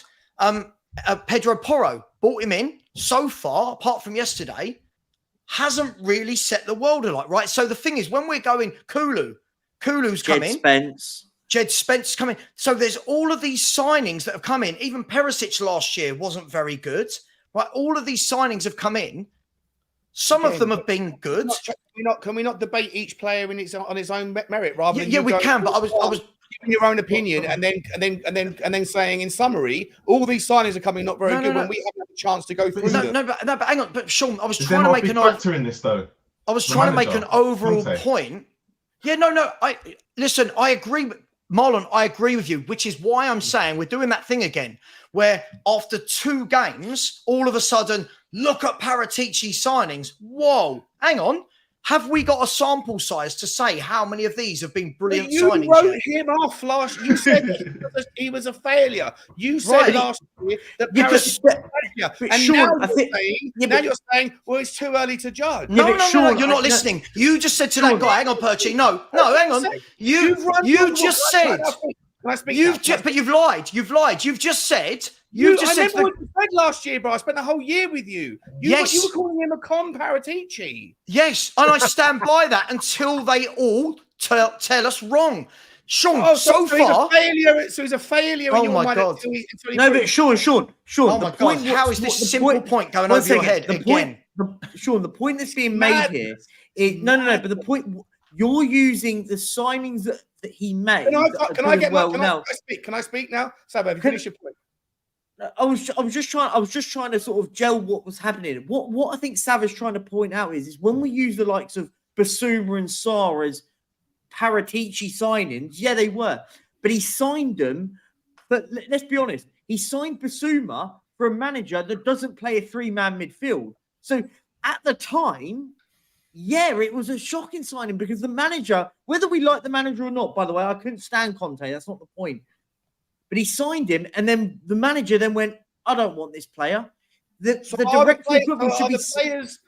Is the director of football signing the players, or is the manager signing the players, or are the director of football should be signing the players for the manager, right? It doesn't work that way, bro. When you have average tenures of managers that are less than 18 months across all of the Premier League, and at Tottenham over the last 5 years have been less than a season. Right, you don't sign this idea that managers sign players or you sign players for managers always results in square pegs and round holes because you sign players on 4 or 5 year contracts and that player is going to 4 or 5.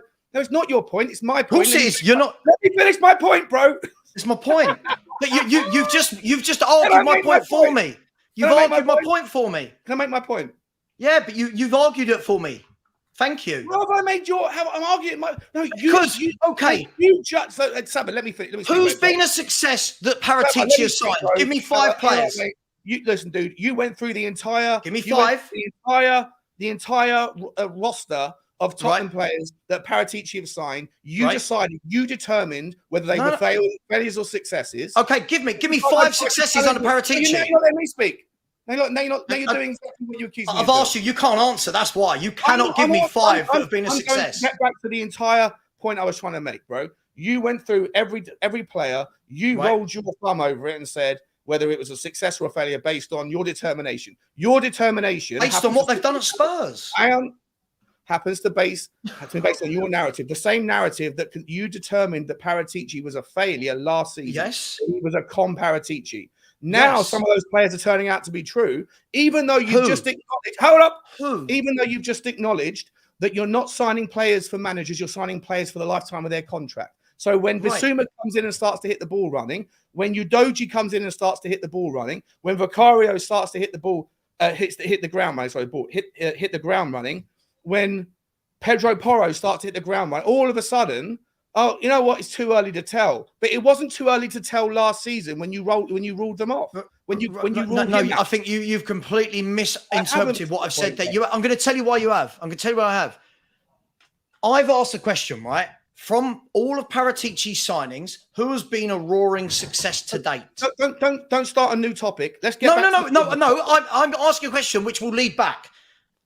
Trust me. Start with where we were. No, Sean, stop telling me what to ask. I'll ask whatever I want to, right? I'm asking a question that's going to prove my point that will lead us back here. Tell me 5 players this guy has signed that have been a roaring success at Tottenham Hotspur. 5. He signed about 19 players, by the way. 5. Too early to tell, isn't it, mate? Isn't it too early to tell? Right, let me ask somebody else that will actually answer the question. You just said it was too early to tell with all these players. Sean, you're taking that out of context. If you answer this question... Oh, Sean, go. If you're not going to answer, get off. If you're not going to answer, I'm trying to debate. You won't answer. No, you just overtalk people every time. You overtalk people. I've and then when asked people the, give you I've asked answers, the question. You just change the narrative. But you haven't. No one's answered. I'm asking all of you. Name me 5, and then I'm going to. Funny enough, what I'm going to do, it's a conversational style where I'm going to ask you a question. When I get the answer, I'll then relate it back. Right? 5 that have been a roaring success under Paratici. I'll tell you what we'll do, Sean. Or we could get the answer. This conversation. Sean and Saba, 2 Considering you wrote him off a year ago, and you wrote all these players off in your summary, and now you're asking for roaring successes when you said all the players that are doing well, you said it's too early to tell. Yet now you're asking me or anyone else to name 5 roaring successes. Okay, which is impossible by your own metrics. Right. No. When I said it's too early to tell, I said it's too early to tell with the players that have come in, like Van de Ven. It's too early to tell. Yeah, Adoji, who's only been here for 2 games, it's too early to tell. I'm talking about, that's what I meant. I think most people can understand that's what I meant. It's not too early to tell, but about hang on. It's not too early to tell about the players that he's bought in the last 2 years that have been playing regularly. I've asked the question of all the players he signed, who has been successful? Why don't we rephrase that and say... But why can no one answer that? Well, I've asked an easy question. It's the same thing you always do, bro. You do it on... You've done it to me before on Henry's show. Notice how you can't answer it. You do it all the time. No, you do it all the time. Ask a simple question that you can't answer.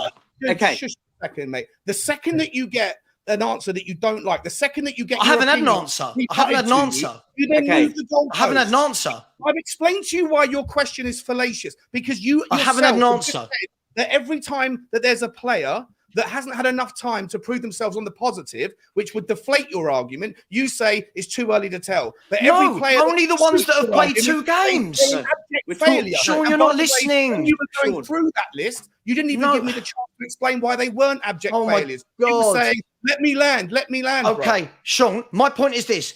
When a director of football has been at a football club for over 2 years, right, and has made this many signings, all I'm asking, and this is all I've asked the whole way along, who's been successful? I don't understand why this is so controversial.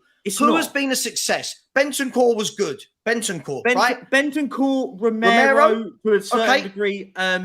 Who else was there? There's, I mean, you could argue Basuma. Basuma, who so far has had 2 games, right? Yeah. This is my point. Okay. Right. So far, the only 2 that have had any so far from what you've said there, Perchy, the only 2 that have had any measurable success long term would be Bentancur, who played half a season, and Romero, who had a good first season, bad second season, right? And I mean, I'm waiting for names. I'm not putting Kulusevski in that list because I don't think he's been I think he's had a good half season, and the rest of it he's been average. Last season, I thought me, Perch, that you're on Saba's side on this one, bro. But I'm trying. I've asked the question, Sean, and no one can answer it. Sean, what would question? I think, and I've got another question. I've got another question on that, because I do get Sean's point, but the thing is, you also have to ask who's been successful, which players have been successful under Nuno and Conte as well.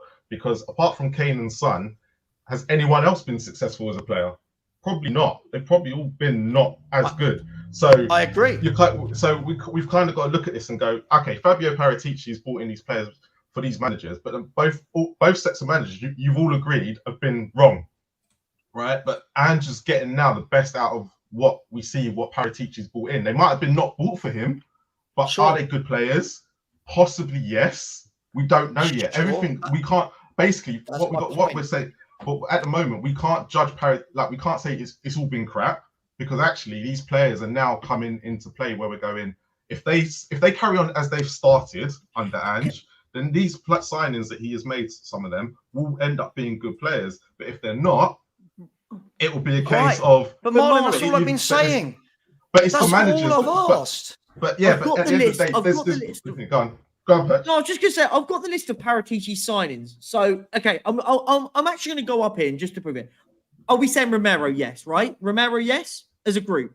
Yeah, Romero- Romero's been decent. Okay, Yeah, yeah. Romero's been decent. Okay, For I me, think he's been decent. Yeah, I think I thought you said he was terrible before Sabah. You said he was bang. He wouldn't get into it. You said he wouldn't get into any team in the top half. Hang on. But again, that's the lie. I've never said the word terrible. I hate it when people do this. What I've said is, I've always said this about Romero. I remember Romero. having so many conversations with you. Okay, but what I've said, Sean, I've never said he's terrible. No, 80 teams he gets into. Right, but Sean, don't start saying I said the word terrible. I didn't. I said Romero for me is one of those players. He has a good game, and then you'll have 3 or 4 games where he's rash, right? And that for me, consistency, I need to see that, right? So please don't lie and say I've said he's terrible. Stop it with the lying thing, mate. Stop it with that. You know what? Did I say terrible? Did I say he was terrible? You know what, dude? I haven't got the archive of everything you've ever said about Romero. Look, I've never said he's terrible. I can absolutely guarantee you that your general take on him is that I've never said he's terrible. No. He doesn't get into any. That's not right. When you say things like "I never said this, so don't lie," it's very disingenuous, bro. It pisses me off. But you just said I said he's terrible, and what happens is all these 1,000 people in the chat, will take away. Take the summary point. It pisses me off when you use the word lie, bro. It pisses me off when you lie. So it's fine. Stop it, bro. You're being rude. No, but listen, if anyone's going to lie about what I've said, I will call it out. I'm not lying, mate. Not lying. I haven't got the archive. I can summarize because I never said it. But I never said it. Paraphrasing your take. Did I say it was terrible? I got no idea if you have or haven't, mate. I'm sure never used the word terrible. I'm going to spend the next 24 hours going through everything to find the word when you say something akin to terrible. Wow, that's sad, isn't it? Awful. I hate the way that you say that, bro. It drives me. I hate the way that. Okay, can I tell you why, Sean? 1,000 people in the chat have just heard someone say you've called Romero terrible. Now what I will get. Now what I will get. I'm talking. Now what I will get is loads of people going, Sava said Romero's terrible. They aren't the words I used. Sava's been disappointed with Romero for a year because for me, a good defender, but you on made his out day. He doesn't get into any team in the top half of the table. And last year, he wouldn't have. He was poor last year. This year, I'm hoping to see a much better Romero. What's difficult to understand about that? I'm really riled right now, Sava. I don't know if I should leave the shot. But why is that difficult to understand? What did I say? And the way you represent other people's opinions, bro. Like it's like if I don't remember every word that you say word for word. Okay, but then don't chuck out such a divisive word. Don't chuck out such a divisive word. Terrible. It definitely summarizes everyone in the. No, it doesn't. That's not what I've said. That's not what I've said. It does. I've never said that. I've never said he's terrible ever. This is madness. I've never said he's terrible. The problem is you're doing that thing that most football fans do. If you do not kiss the backside of a player, they're either amazing or they're shit. Yeah. No, what I've always said is Romero for me is somewhere in there where he will have a good game. He'll then have 3 or 4 games where he loses his head, he's rash, and he's a liability. For me, I've said all summer this year, he has got to step up and show every game why he's good. So far, he has. I've never said he's terrible. Ever said he's terrible. Ever. That's why I'd like context put around what I have said. I'm gonna go and take 5 minutes, man, because I don't want to use it on the stream. I'm annoyed. Go on. Sean, come back. He's gonna go and search for 5 minutes to see what I said. No, but what? Can I just ask quickly? I'm not searching for anything, bro. I'm just gonna take a 5-minute breather, all right? Okay, cool. You go and do that. Sorry, Perchy. I was quiet for a long time, but I just wanted to ask. Here you go. I've never said that. It's all good. Everyone's going to call off. We'll be all right in about 5 minutes. It's all good. That's what debate is all about. I thought we just beat Man United. Come on, guys. Come on. It just frustrates me, right? If I say something about a player, I'd like it if people would listen to it. I don't say like this player is amazing or this player is shit. What I've said is this is a player that for me shows zero consistency as a footballer. Right, and I don't think that's been wrong over the last 2 years. I think. What are we measuring success on? Sorry, Perchy. I just wanted to ask that question. What are we sort of to be able to get the answers that we want? What are we measuring success on? Because if they've been good signings, if you look at someone like City, they'll measure success differently. They'll be like, you got to come in, you got to score X, Y, Z amount of goals, this, that, and the other. Defender, you got to come in, you got to keep 10 clean sheets in the first 15 games. It'll be different. So what is success in Tottenham's eyes for each player that comes in? How do we define that?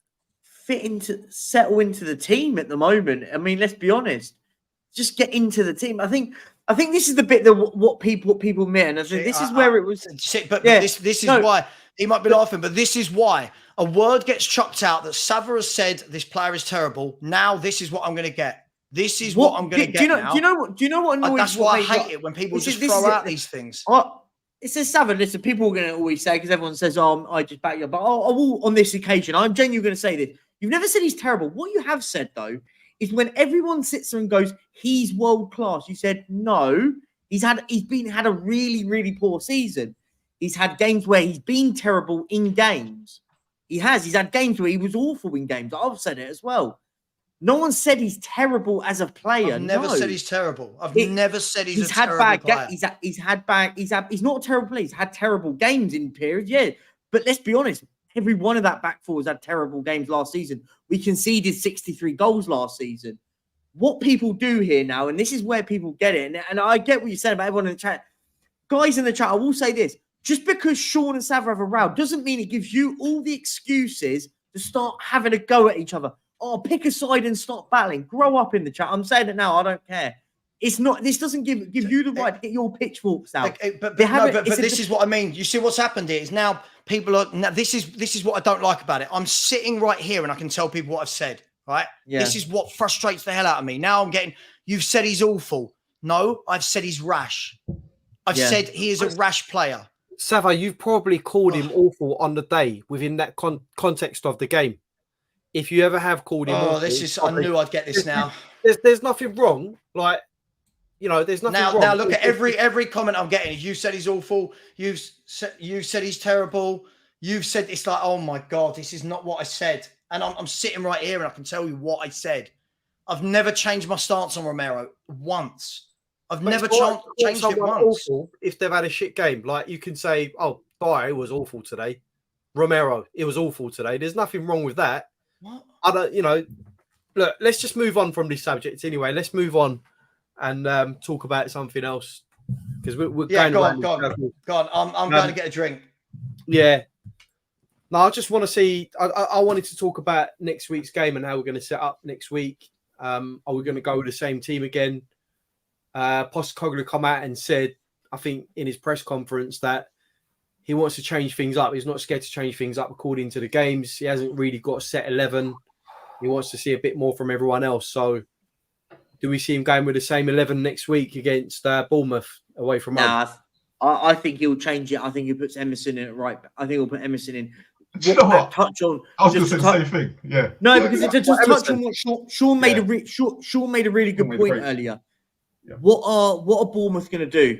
Lump it in the box, and you're going to need someone to start being better in the air. Emerson. Not just Bournemouth, mate. That's the only reason I said Bournemouth. I don't even know. To be honest, I don't follow Bournemouth's tactics that closely. Right, for teams like them, I have my knowledge of them from watching Match of the Day, and then I'll go and heavily research them on the week leading up. But I just know they've got some really tall players. But there's a lot of teams with some really, really tall players, and I'm just saying that. My point was that yesterday and all pre-season and most of last season, Tottenham, I think we can all agree, have a very a significant vulnerability when it comes to aerial threats. Yeah, right. Agreed. And I just feel like if you have the only point I was making, I think it's going to the threat's going to exist either way, because I don't think we're that great in the in that space regardless. But Emerson Royale, one of the things he absolutely has in his locker that Pedro Porro doesn't is back post defensive headers. Yeah, no, I agree. I think Porro obviously as well, height wise, is not the tallest of players, is he? Positionally yesterday I thought he was quite good, but I watched West Ham today and the way they were playing, and defensively and offensively, they've just got it. They've got the players that can, hurt you offensively aerially, and there's no point in crossing the ball in because all of their players are big lumps, basically at the back in midfield. So yeah, I think going forward, it's going to be maybe a bit of an issue if we don't sort things out aerially. But do we really think that Emerson is that guy to sort of plug that gap for now, or do we need someone else to come in that really fits that profile? We need signings, mate. I made it clear, as much as I'm pumped about what's happened the last two games, I think we should have beaten Brentford. I'm glad we beat United. But like I said, the United game could have been a different story. If Vicario doesn't come in with that worldy save with his foot against Rashford in the first, I think it's like 7. And Fernandes as well. That sitter. Fernandes with the sitter. If that was a West Ham player, that would be 1-0 straight away. 100%. And 100%. I still 100% that would be. Or most you got to be honest. If you're a professional footballer, I don't care what position you're playing for, what team, you should be able to put that away. You've got a free header on the edge of the 6-yard box with nobody around you. But to me, also, I mean, I still haven't seen the replay because I was at the game. But apparently, the Romero handball was a Stonewall penalty. Don't know about that. No. I don't know. I don't know. I haven't seen it, right? But I'm just saying that the game could have been not very different to how it turned out. And my point is, I'm happy to focus on outgoings as long as we need 2 more players in the next 12 days, 11 and a half days. And for me, that you have to get some reassurance at the back. I think the best player to get in there is a Gertruida because he's versatile. He can play right back, right side is centre back, left side is centre back, and as a 6. I think he's got everything. And I think at this stage in the window, you need someone that can offer value in all those areas. Sounds like an Eric Dyer regen, mate, because he come in as a utility player. Yeah. Well, listen. I hear you on that one, but for me, there's another debate there. I'm not gonna. I think I've had one debate too many tonight, to be honest. Big up, Saba, mate. We're still mates, yeah.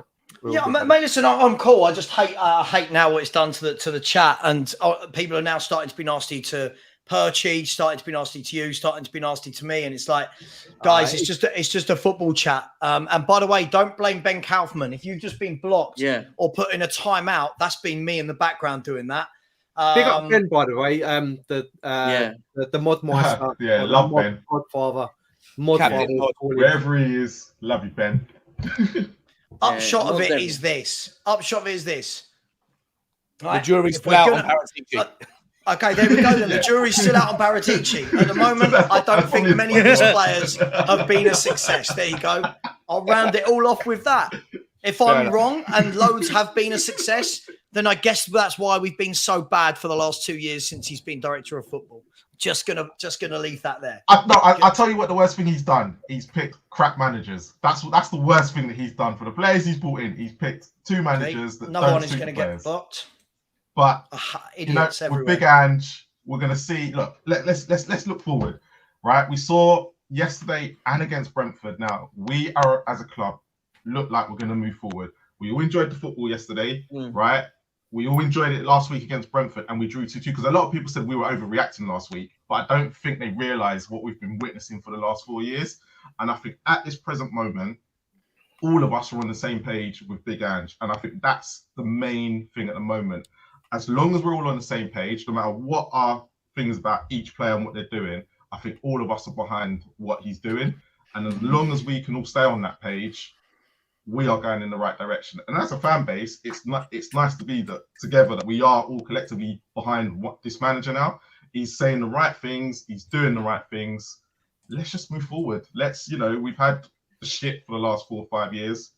We're going places. Yeah, of course. Listen, I wasn't even going to bring up Paratici. It wasn't a topic of conversation. I was actually going to move on to Son and Kulu. That's where I was headed with the debate. Moving down towards Son and Kulu. Let's move towards them. Son yesterday. What did we make, people? In my eyes, I had it down that he had a poor first half with a couple of good passes in the first half where he played people in, but in general, never looks like he was going to beat his man. Second half, I thought he came and linked up a lot better. Instead of staying out wide, I thought he linked up better. And I thought we looked more dangerous when he went to the middle. Perisic came on. And then him, Maddison and Perisic were playing in triangles. I thought they looked much better. And I thought Son was much better in that way for me. Yeah, I think I'm down with that analysis to a T, to be honest. First half, I thought, here we go. It's another sort of abject Son performance, making out as if he's going to run down to the byline, and then inevitably the ball comes back. He's passing back towards Maddison or Udogie. So first half, not so great. But second half, like you said, the little through ball where Sarr got that shot in, the link up with Udogie, with Maddison, with Bissouma, I thought it was great. And when he moved in the middle, when Richie come off as well, Perisic on the left, Maddison, Son, all linking up together. Bissouma as well. They were just taking a piss. So Yeah, I think hopefully this is a sign that maybe with the games coming up now, he's going to improve slightly. And, I just want Son to be, taking his man on and getting the ball in if he's going to play off the left, because there's no point in him playing there if he's not going to do that, because we've got Maddison there in the middle. We've got Udogie linking up as well. So, I just think his performances do need to improve. He's the captain as well now. So, he's got to step up. He's absolutely got to step up now. So, yeah, I just think his performance was all right in the second half, and it was pretty average in the first. Anyone else? Anyone think? I thought Son was much better second. Anyone else? Am I wrong on this? No. Am I wrong on everything tonight? Anyone else? No. I think on the first. By the way, half, people in the chat, stop stirring. Sean and I do this all the time, and Sean and I will be absolutely fine. We're fine. Stop stirring. I thought 100%. people might like that. I thought people might like that. I thought people used to like Sunday night debates. I know, but exactly. I've lost 4 subscribers from that row, Sean. I thought it might go the other way, but I lost hey, that as well. Hey, I wouldn't worry about it. Yeah. Listen, it's all good. It's all good. So, go on, Perchy. No, I was just saying. I think you've sort of nailed it with that. I thought he got into the last sort of 10 minutes. He started getting back into the game, into the first half.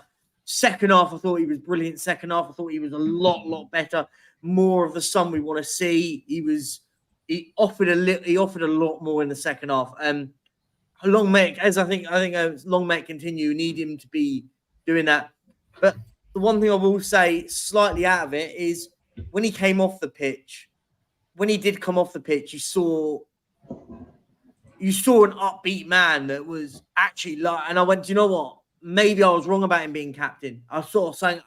It was just something I saw about him. I went, do you know what? Like, maybe he is the right man to be captain of this thing. He looked much much better. None of this sort of head down. He got into the game definitely second half. I was much impressed second half. Marlon, Sonny, before we move on to Kulu, Sonny's performance? To be fair, I thought he was okay first half. I thought he was let down a lot by the player that we've been questioning, and that was Richarlison. His movement wasn't there. And I think because Man United had more of the ball, I think we looked at it and went, Richarlison, Son's not having a great game. But as soon as we had the ball in that second half and we were starting to actually go forward, Son's going to look a lot better. And I think the rest of the whole team looked a lot better in that second half. So it weren't just Son, but it was all good. I'm not against Son at the moment. I think he's slowly coming into it. But I just think he needs a better other 2 options around him. Whether that's he plays in the middle, whether he does play on the left, and he's got a better front line. I just think Kulu and Richarlison at the moment are really letting him down more than anything. Yeah, I mean, Sean, Sonny, was he let down? I mean, as I said, I thought it was better from him. I thought it was a lot of good things from him yesterday. I think it's a different Sonny. I think it's different to what we're used to this Sonny. I think first half he was poor. I think that there's a thing that you have to pay attention to that won't ever be represented in the stats. The way that he drifts back. I could find a couple of clips of it where I was at the game and I was watching him specifically, so the camera might not have been on him, but he runs at the pace of the player who's got the ball in front of him, who's dribbling with the ball. So in the case that I can remember clearly, I think it was Anthony. Mm. And he's at half pace, but he doesn't really want to get involved. He doesn't want to drive to get back and then step in. It's almost like he's doing it because he has to, but he doesn't really want to get stuck in. And there was a chance that came from the situation. I remember I was watching him the whole time, and he stepped off. When he finally got back, then he was the person who was shielding, waiting for the cross to come in. And I thought in the first half, Sonny was poor. I thought in the second half, Sonny came alive when he had more space. There was a moment when he gave the ball away. He tried to start the run. He was tackled. It then popped back, and then it got to him eventually anyway. I thought Sonny was much better in the second half. I think Sonny was the best of the 3 forwards on the day. Yeah, by far. I thought he was the best of the 3. I also think that, again, by a mile as well. By a mile, Sonny was the best of the 3. Yeah. I thought Kulusevski had a really bad day. Off the ball, he didn't do anything. All the things I've espoused about his requirement to win the ball back offensively, I think he lost all of his 5 offensive challenges. So he didn't do what I've said that he should be there to do. But again, the stats won't tell you that he was essentially responsible for the first goal from Sarr. He doesn't even get the assist. He doesn't get the key pass or anything because it deflected off of a defender before it fell to Sarr. And so, again, reasons why stats are only useful if you're comparing them and baking in the context of the seeing eye test. If you're just looking at stats, they can be misleading. To me, I thought Sonny was the best player of the 3. I thought he was good. I thought he was actually very good when he went into the centre. I thought he offered a lot more than Richarlison. To Haz's point earlier on, it gives you another option.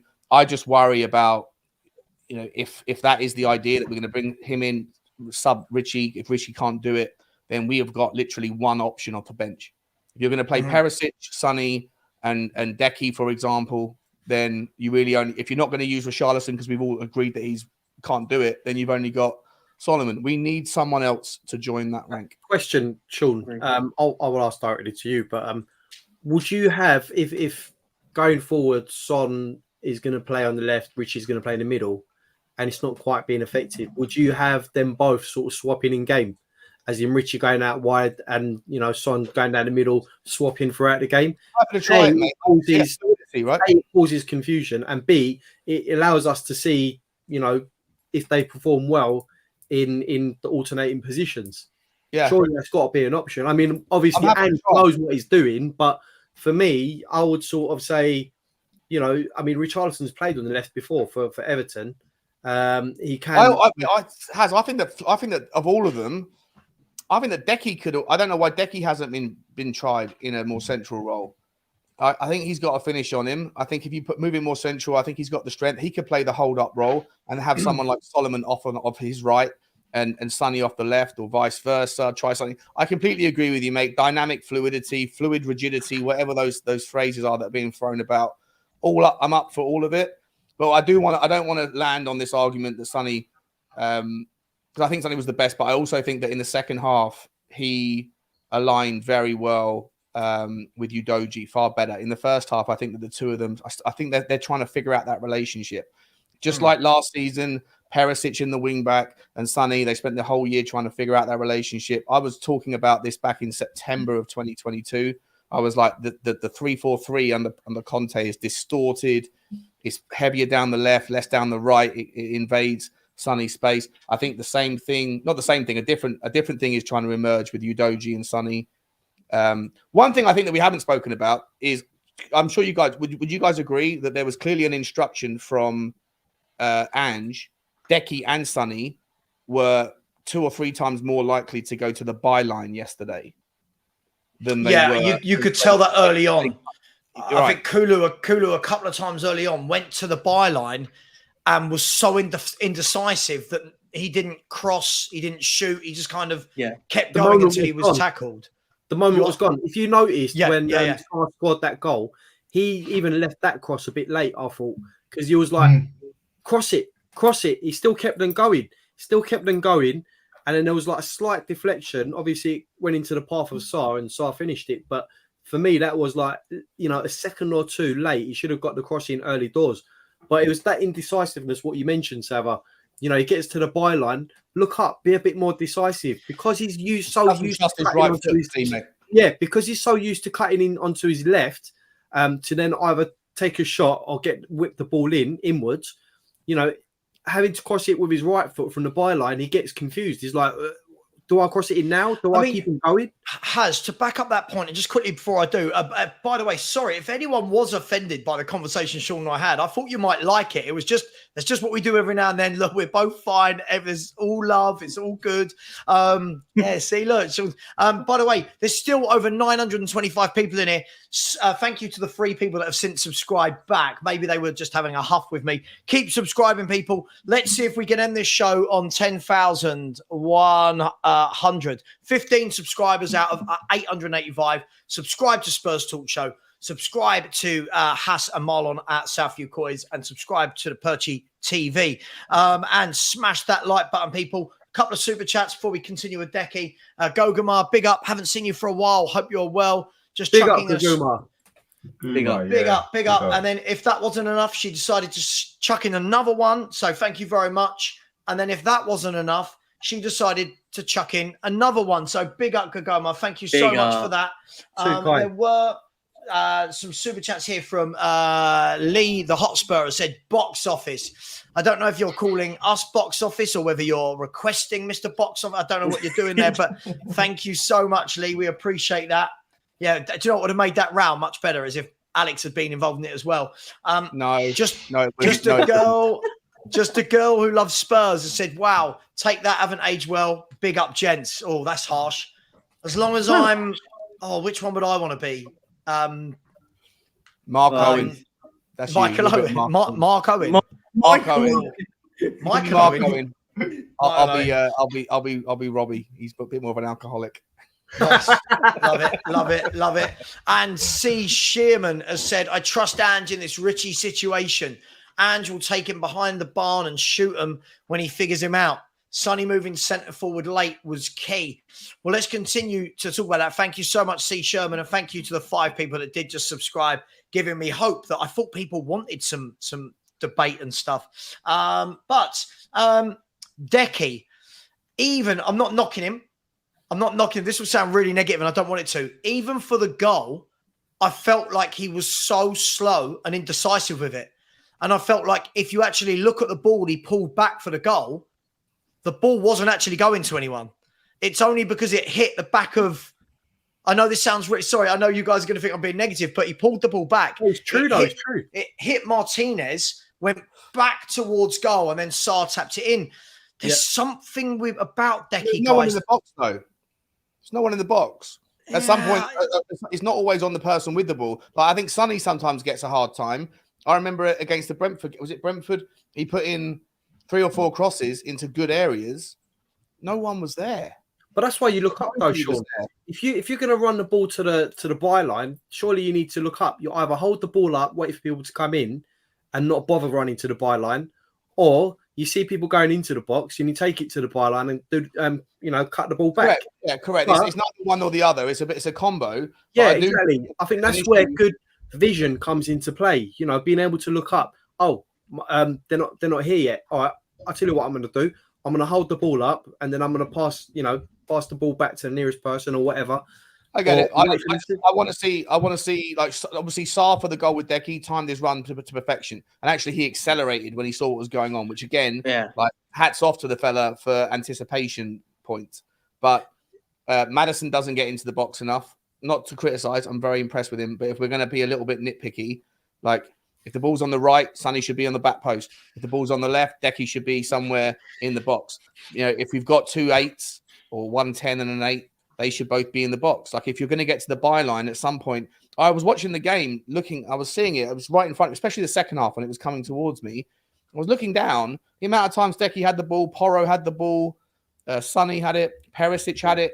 There was nobody in the box. There was five United players, no Tottenham players. At some point, we have to figure out when is it right for those guys to be there. Yeah. I'll tell you who has good vision, and I think other players can sort of learn off him, is Perisic. Because when he comes on, right, I like what he does. You know, he takes his man on, he shimmies the ball onto his right or left foot, he waits for, someone to get into the box, and bang, the ball comes in. You know, he sort of anticipates that movement from the players around him. I've noticed he does that quite a lot. Whereas the likes of, obviously, Decky, he likes to just run into that space, run with the ball and just get the cross in. You know, he used to look up in his first 6 months, season before last, when he had that amazing run for us in the second half of that season, he looked up every time. I think that was one of the things that everyone spoke about him. You know, like is it a case of he's trying too hard right now, do you reckon? I'm not sure. Yeah, I'm not sure. Maybe something's changed with him. Something's changed. He doesn't. I don't know whether the hamstring injury is taking his confidence, that he still doesn't feel confident. I don't know what it is, mate. But yeah, look, it's an issue. He needs to look up. He needs to do more. He needs to be more balanced with his decision making. Sometimes, like, don't go always down the line. Don't always cut in. You know, keep the defenders guessing. Same with Sonny. Right, you're both capable players. Sonny was Sonny took took Wan-Bissaka on and beat him 2 or 3 times yesterday down the line. And then occasionally he would cut in. Like it worked when you keep the players guessing. When the players know what you're going to do, it's easy for them to defend. Very easy. So, I mean, the fact that it was Sarr that got to the end of that ball yesterday, there wasn't. I mean, we didn't see Richarlison in there. We didn't see anyone else in there, but Sarr was the first one on the end of that ball.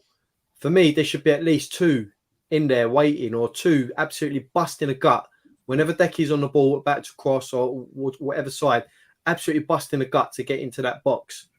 To get. I feel like Richarlison should be the guy who's running to the front post. Right, he should be the guy who's busting a gut. Almost if the byline has been chosen as the option and Decky's got towards the goal, literally the goal line, then Richarlison should be the guy who's making that dart towards the front post, so that other players are going to be worried about him. And then you have the option either to whack it across and hope that you can get a toe on it and it can get in, or you can just ping it towards the back and there Maddison should be, or there Sarr should be. But I just don't think that we figured that little final piece of the jigsaw out. If we can figure it out on the training ground, and I think Tottenham could score a bag full of goals this year. But until we do it, it feels very rusty to me. I think what does bode well, though, is the fact that we are sort of scoring goals at the moment without actually figuring it out yet. We're getting the, Brentford away was always going to be difficult. We conceded 2 crap goals. Fair enough. We move on. Brentford's going to turn over a lot of teams this season. We saw it when they played Fulham yesterday. They absolutely mullered them yesterday. Agreed. So for me, a draw away at Brentford is not a bad result. But look, we're getting results. We beat Man United yesterday 2-0. We still haven't quite figured it out. But I genuinely think once we do figure it out, once we the top three, the front three figure it out and start, working as a cohesive unit, I think we're going to do even better. If I'm being honest with you, we're going to be even better than what we are now. So I think the fact that we're playing well, we're getting results without actually having sort of clicked. I don't think we've clicked yet. Basically, that's what I'm saying. Isn't that exciting? Isn't that exciting? We can beat United still in third gear or second gear. I agree with that. Away now, but I'm just saying, it feels like the team want to pull in the same direction. The team are, they're coming out. Maddison's coming out after every game, on his phone or whoever's phone it is, whoever's recording it. He's saying, look, we're working hard. We're trying to, everyone's pulling together in the same direction to learn Angie's system, this, that, and the other. So look, the effort, you can't fault them for effort. They're giving it their all. Every one of them seems like they want to play for Tottenham, and they all seem happy and content with Ange, and that's all that we can ask for. I think 3 or 4 weeks from now, I think we'll be having a different conversation. We'll be like, "Cool, did you see the front three today? Absolutely bossed it. They went in there." Let me ask then, for the last sort of 5-10 minutes of the show, do we need? Lots of people will tell you we don't need another player up there. Lots of people are saying this is absolutely paramount. We get another player up there. For me, I'll put it out there just before I chuck it out to you lot. I think we're missing one ingredient. I still think there's something. I think there's something severely lacking from the front line. Severely lacking. And don't say Harry Kane, but you know what I mean. There is something missing there. Someone that's got a true eye for goal. Like a Jermaine Defoe type player. Not going to get you 30, but he's going to get the ball out of his feet. I feel we need something. What do you guys make of it? I just think for me we need some unpredictability in that final three. I think that's the one thing, the only negative I can say for the first 2 games is it's very, very predictable, our front three. And the irony is the unpredictability is coming from the likes of Sarr, late dart runs into the box. The likes of Bassoum and stuff, the fullbacks are getting involved and stuff with the likes of Ben Davis was in the final third for that second goal. Yeah, it was probably an own goal, but he's in there making that late dart runs into it. That's where the unpredictability is coming. But we need that coming from the likes of our attacking three. That just something a little bit different is what I think. I think perhaps we're expecting too much too soon. And we need to give him time, as in we need to give Ange time to build everything. We're asking for, the front, the striker's not scoring. The goalkeeper's doing this, that, and the other. We need to give him time.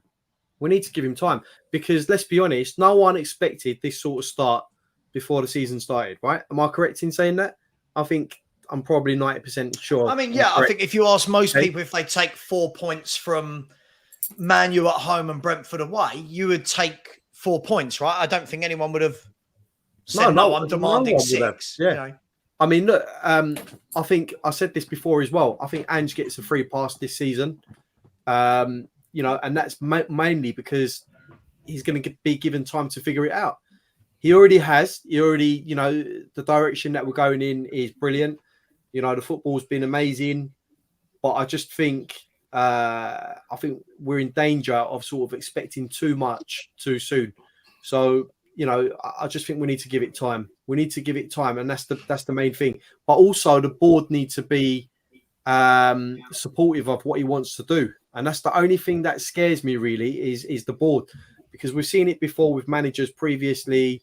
We've got a good thing going on, and then it's just like, right, we need this player. Well, what's happened? The board's decided we're not going to sign anyone this season, or this, that, and the other. That's the only thing that scares me really, Sava, and everyone else, is what's the board going to do? Do they have a plan, or is this just Ange, sort of building upon everything? Yeah, is he making a plan from what he's got, or are they actually working on a cohesive plan together, board and manager? He did say, though, didn't he, Postegodlou? He said he is looking at other attacking options, but the big problem is getting players out at the moment. Yeah, he did come out and say that. He did say and that. I think that is good. This week, I feel like I say it every single week. This week's so important now that we have to get players out. Perchy, can I ask a question, right? And Harry Kane's gone. No one's come in since Harry Kane has gone. Am I being naive and just putting 2 and 2 together and saying there's a space there for a player? Harry Kane was there. There's a space there for a player with £100 million. I'm not saying to spend it all.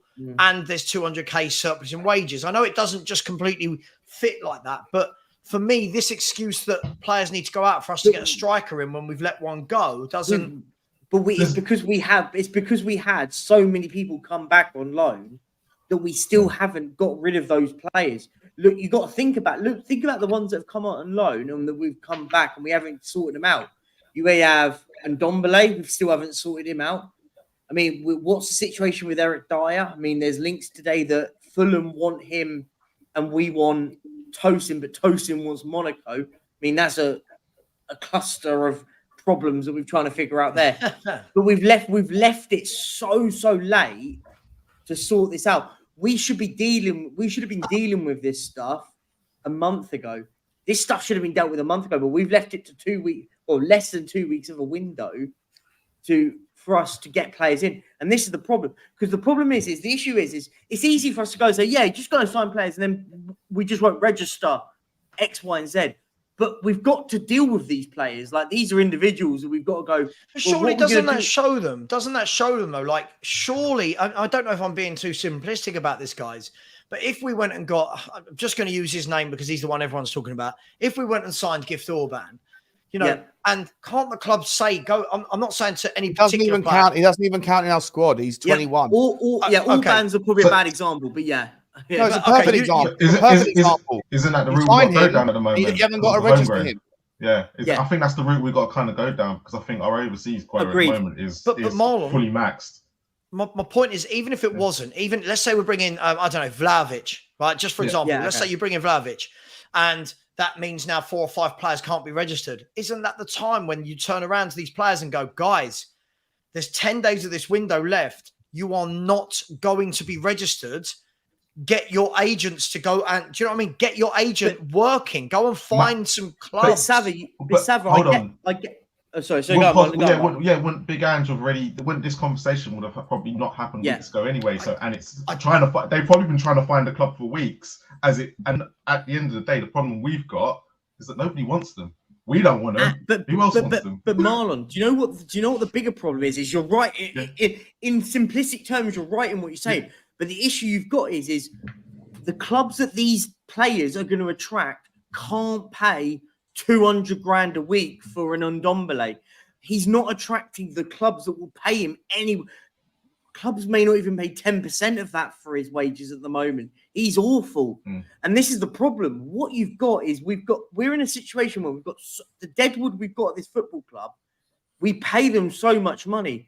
Clubs don't want to pay that. So you then get stuck to it. But where you said something, oh, well, you're not going to play.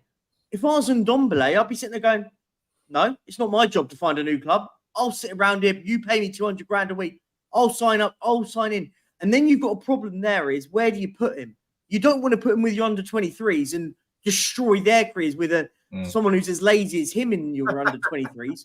But you don't, because you don't want a player like that doesn't want to be at the football club, but is unwilling to leave because I'm getting paid 200 grand a week. You don't want him playing around with the under 23s. Then you've got to then go, well, where do you put him? Train him on his own, possibly. But these are conversations that should have been dealt with a month ago. We're dealing with them with a week and a half to go of the window. Well, just under 2 weeks, sorry. That is the nucleus of the problem, right? Yeah, it's all time sensitive now, isn't it? I mean, we've left it so late. But look, I've got every confidence in Ange to sort of deal with that, because the reason I say that is he's dealt with everything wonderfully since he's arrived, and I don't think there's anything that he can't deal with, that guy. So look, we've left it late, but the important thing is that he has got a group of players at the moment that he can work with, and then just work on integrating any new signings we're making the next couple of weeks, possibly. But look, it is what it is. You know, we are where we are. I think it would have been far worse if we'd have had a really bad start to the season. We've picked up like 1 point or nothing, and then we haven't even got players in. But the fact is, we've had a positive start. The football's been great, and everything else we can just work on. I'm just going to stick to the positives. You know, we could talk about the little negative stuff here and there, which is fine. But, you know, we've got to start thinking positive from now on. Yeah, I think you make a good point, Has, there, though. Like, we've started well, right? So the positives are outweighing the negatives in that. I think once you're doing that, the problem what you do is if it does go a little bit skew in this season, it's going to, by the way. I think I'm not naive in the sense that people think that it's going to be all roses and ponies all season. I think we're going to have bumps in the road and stuff. I'm intrigued to see how we deal with it. I think what Marlon made a great point, though. Go and sign some under 21s now. Go and sign some young talent. You don't have to register them this season. You will do if they turn 21 next year, but you can. It alleviates that problem, which is a good point. Yeah, I mean, look, Marlon always makes a good point. He's my co-host, of course. I got you, bro. I got you.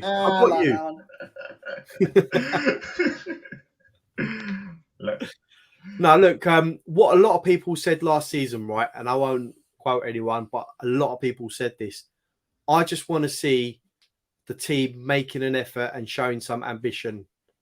And if we lose any games along the way, as long as they show that ambition and the will and desire to win a football match, then I can live with that. And right now, that is what's happening. You know, they're showing that will and ambition to win a football match and to put on a show for the fans.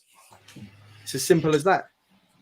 Yeah, absolutely. Absolutely. And listen, guys, I'm going to wrap up the show in 2 minutes. Just quickly before we do, just going to quickly go through some super chats, have a quick think. I'm going to come to all of you in a minute. And all I want is a quick 30 seconds each on what you would do, any changes and your prediction for the Bournemouth game. Just have a little think about that. It's really quickly. Lee the Hotspur just chucking out a super sticker. Thank you so much, Lee. He's come back in again and said, great show tonight, lads. Thank you very much. Really appreciate that, Lee. That's really kind of you. Blaine Dev, who's always very, very generous. Big up to you. I said, Sean, sticking you in the mud here. If Dyer goes to Fulham and we sign, I think that's meant to be Tosin, you becoming a Fulham fan. Big up, guys. Great content as always, Sava. Yeah, Sean's going to be a Fulham fan for the year. Hold on. Go. Go for it. Yeah, go. Yeah, go for it. I love Blaine Dev. He's a great supporter of my channel as well.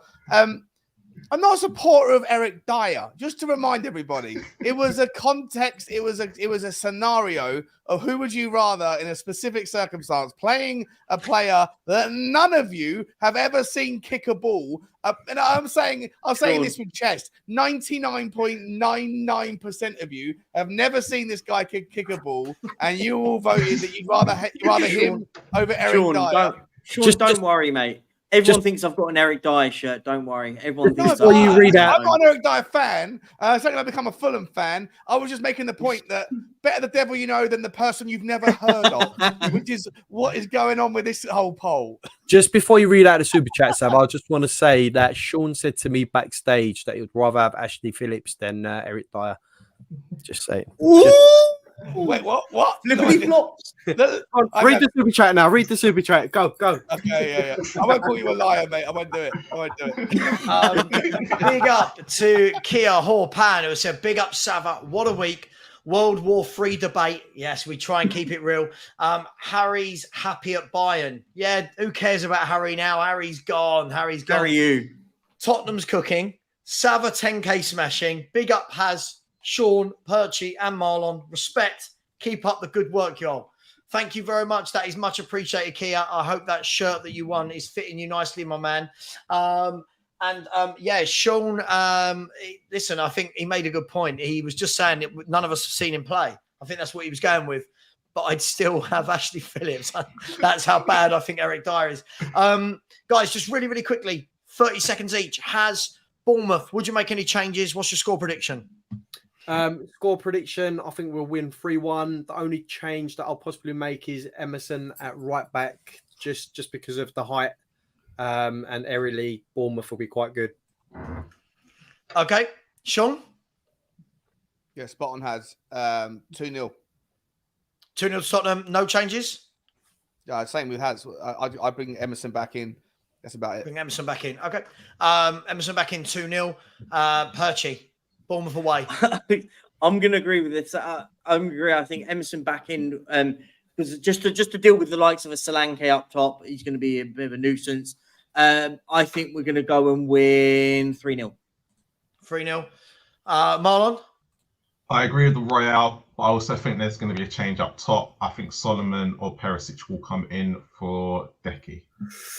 Decky, not for a Richarlison. No. Okay. And I'm going to go with a 3-1 Spurs win. Listen, I agree with Marlon. I think that one of Kulu or Richarlison should have a little spell on the bench, but I don't think he will. But that's what I would do. And 3-1 Tottenham. Richarlison actually. Do you know the worst thing is the moment Richarlison gets one goal, even if it's after like 10 games, you're going to get. You're in the mud. I'm getting so many pelters when I'm going to get digitally abused. Digitally abused. Very sweet, Sean. But big up. Listen, on a serious note, thank you to everyone in the chat. We've had some great, crazy numbers in here tonight. Thank you for all the super chats. What I would kindly ask on your way out, subscribe to everyone here. Please, we are 5 subscribers off of 10,100, which will be quite crazy considering we weren't even at 10K yesterday. So please smash the subscribe button on your way out. There's 789 of you left in here. I'm sure 5 of you haven't subscribed. Please do.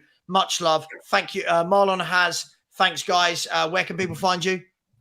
Marlon, A View from the South Stand TV. We do match reactions. We do some bits with Ashmatic as well. You have to come over and see Ashmatic's analysis. That's probably one of our best bits that we do.